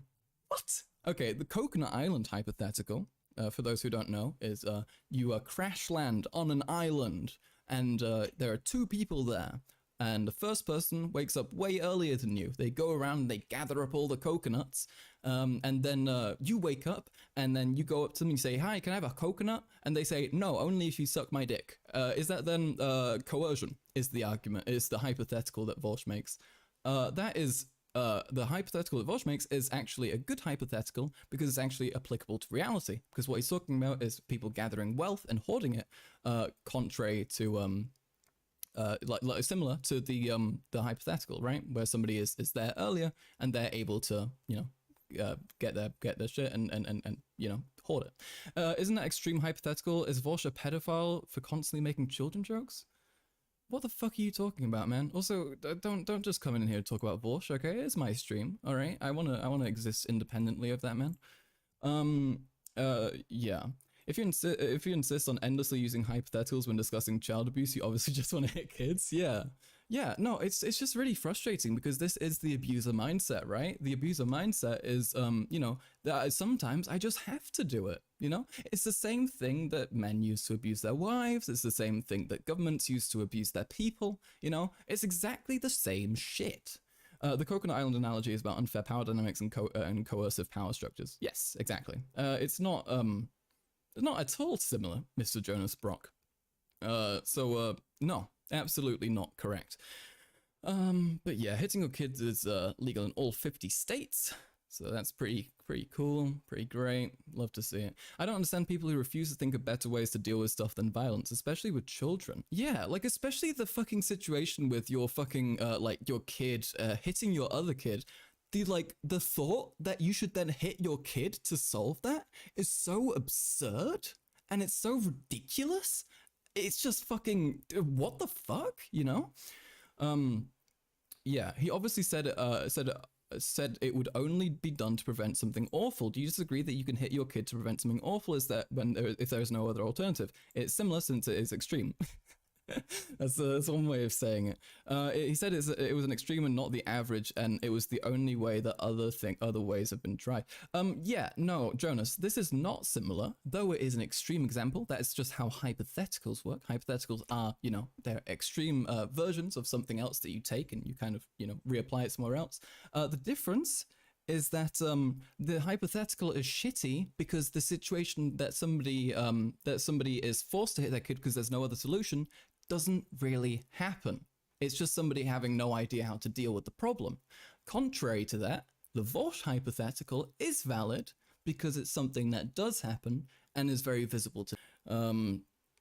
But yeah, Jesus fucking Christ. He clearly said that this wasn't hypothetical and was something that he encountered. Yes, Jonas. But the issue there is that he is somebody who's talking about the perspectives of children who were hurt, and he's saying that that's the truth of it. Oh, he just sent me a Discord DM saying that was a wild straw man. I don't know what the straw man is, fella. We can go back and watch the VOD, but I'm really repeating everything you said yourself. Yeah, Jonas. So he said that it's something that he encountered. That just means that he fucking like took the word of an abused child literally. Not at all. Walter, I'm gonna mute you. Okay, I'll look at your DMs when I want to. But I'm gonna keep that quiet for now. Is it okay to hit your child if aliens invade and you need to push them out of the way of a crashing flying saucer? Exactly. Sure, there may hypothetically be a situation where hitting your child will prevent something terrible, but you can never access the relevant information to reach that conclusion. Abusers will always claim that they have no choice. Also, the issue is when we're talking about legislation and we're talking about like allowing things, if 90% of the cases are going to be unreasonable if you allow that thing, right? Then you shouldn't allow that thing. You should regulate it very strongly, or you should just fucking make it illegal. Okay? It's like being like, oh, you know, kids, they should have crack. Give the kids crack. It helped this child. This child enjoyed the crack, and now he's not depressed. So let all kids have crack. You know?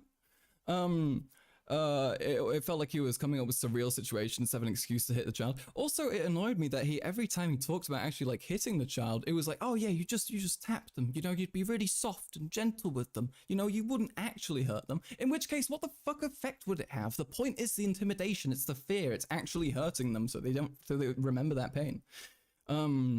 Like, who cares if there's a fringe case? I did crack as a kid and I turned out great. Exactly. What's the point of tapping? Exactly. It's so stupid, and it really pisses me off to hear somebody justify child abuse to me, you know?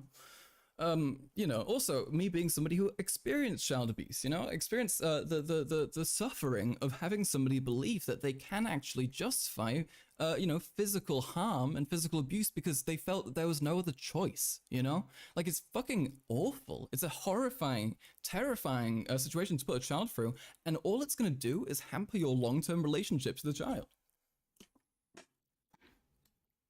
He was trying to say that pain is sometimes a necessary punishment, but also that hitting your kid isn't painful. Exactly. It's very much that usual kind of double speak that you get from these types, right? Child abuse fucking sucks, man, and I'm glad to not have turned to abuse myself after being abused. Exactly. This too, right? We have, if you're abused and if you're in a very, you know, authoritative household, then you're either going to turn like one or two ways. You're going to be like aware of it, and you're going to be, you're going to break the cycle of abuse, and you're going to try and, you know, fix things, which is happening more and more, especially with the advent of the internet, you know, people being more aware of how other society functions and that their life isn't the only one. Oh God, what point was I making? Yeah, so you either have that or you become an abuser, and that's it, right? That's all that happens. You become somebody who believes that this is okay to do, and then you apply your own, you know, your own measures of what's okay and what isn't. Dementia? Okay, look, I've been streaming for 2 hours. We just had a pretty heated conversation. I'm allowed to forget things, okay? I'm allowed to forget a little bit. But yeah, that was really, really quite gross. Pretty gross. Yeah, I'm an old man. Are you saying this because I'm like a year older than you? Is that what this is? But yeah. Ah, man. Holy fucking shit, dog. It's like, it's a crazy conversation to have, you know? Like, being in lefty spaces, I kind of forget how, unhinged, you know, people are, and people can get when they have these views that are like enforced by those people around them. And it's really quite shocking when you actually like come to see that play out in front of you. Yeah, how crazy conservatives are. Yeah, it's fucking wild. It's wild. Get your sleeping pills, grandpa. Okay. Look, I'm gonna grab my my legal weed in a second, and yeah, and then we'll start kind of winding down the stream because I'm tired.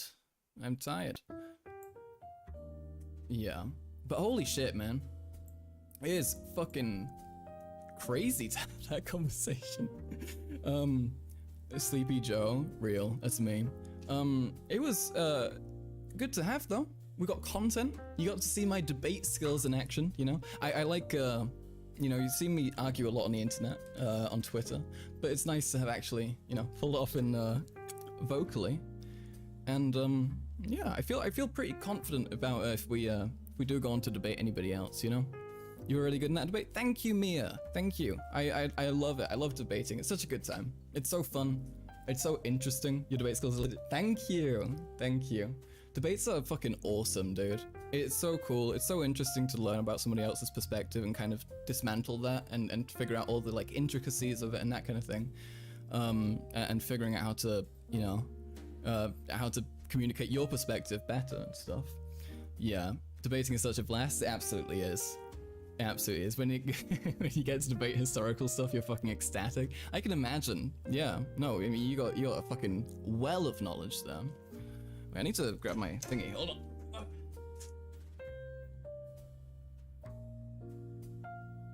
Not chat stream. Not chat stream. Not chat stream. Not chat stream. Not chat stream. Okay, don't worry. Don't worry. Yeah. Holy shit. That's so weird. It's so absurd. I do need to debate more of these kinds of people though, right? Because it's Can we get the light ball on stream? You want the light ball? Hold on. Yo! It's the ball. Ball! Yeah. I want to argue with more people like that, you know? Like, arguing with just straight up insane people is both, very, fun, kind of. Because it's, on the one hand, it's very, you know, upsetting. kind of frustrating. On the other hand, though, it's kind of, it's pretty entertaining. And it's, also a very easy way to make me look good if I'm arguing against someone who's like, you know, fucking, like child abuse is good. But, you know, Sad Max only has one ball. Yeah, I'm like Hitler. Did you guys know that Hitler only had one testicle? What a lad. CBT stream when? Which kind of CBT? Are we talking cognitive behavioral therapy or cock and ball torture? We could do both. We'll do both combination, CBT combination stream. In arguments, he had 4? Holy shit, no wonder he was so powerful. In arguments, I always hope that I either learned something or made the other side rethink stuff.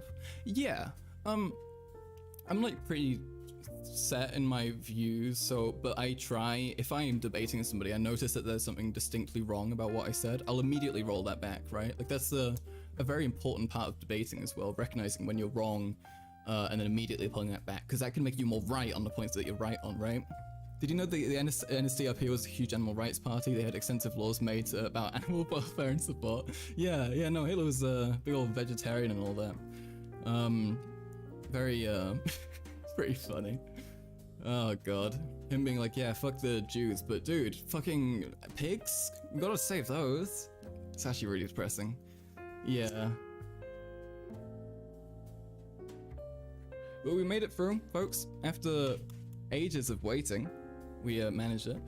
I do think I'm gonna, like, try and cut that down into one thing, so I can just upload it individually. As a video, because I think that'd be pretty entertaining, you know? And yeah, thought that guy was gonna be boring at first. Me too. Me too. I did not expect the child abuse fucking endorsement. That's not something I really saw coming, honestly. But you meet all types. This is a guy who was apparently a libertarian socialist at one point as well, and I don't really know what happened there. It's kind of concerning. But no wonder the guy moved away from his views then, I guess, if he believes in the stuff he does. You literally joked about kicking babies, about the kicking babies debate. Yeah. Oh god. Wait, let's see.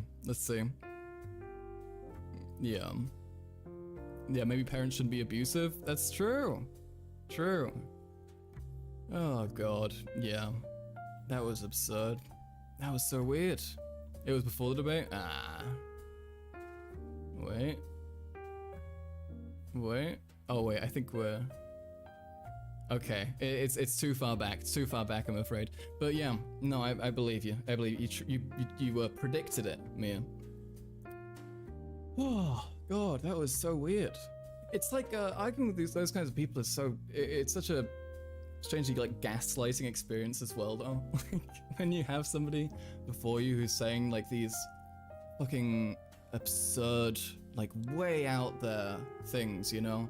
It's so weird to like kind of adjust to that. Also, I predicted that he would defend spousal abuse, LMAO.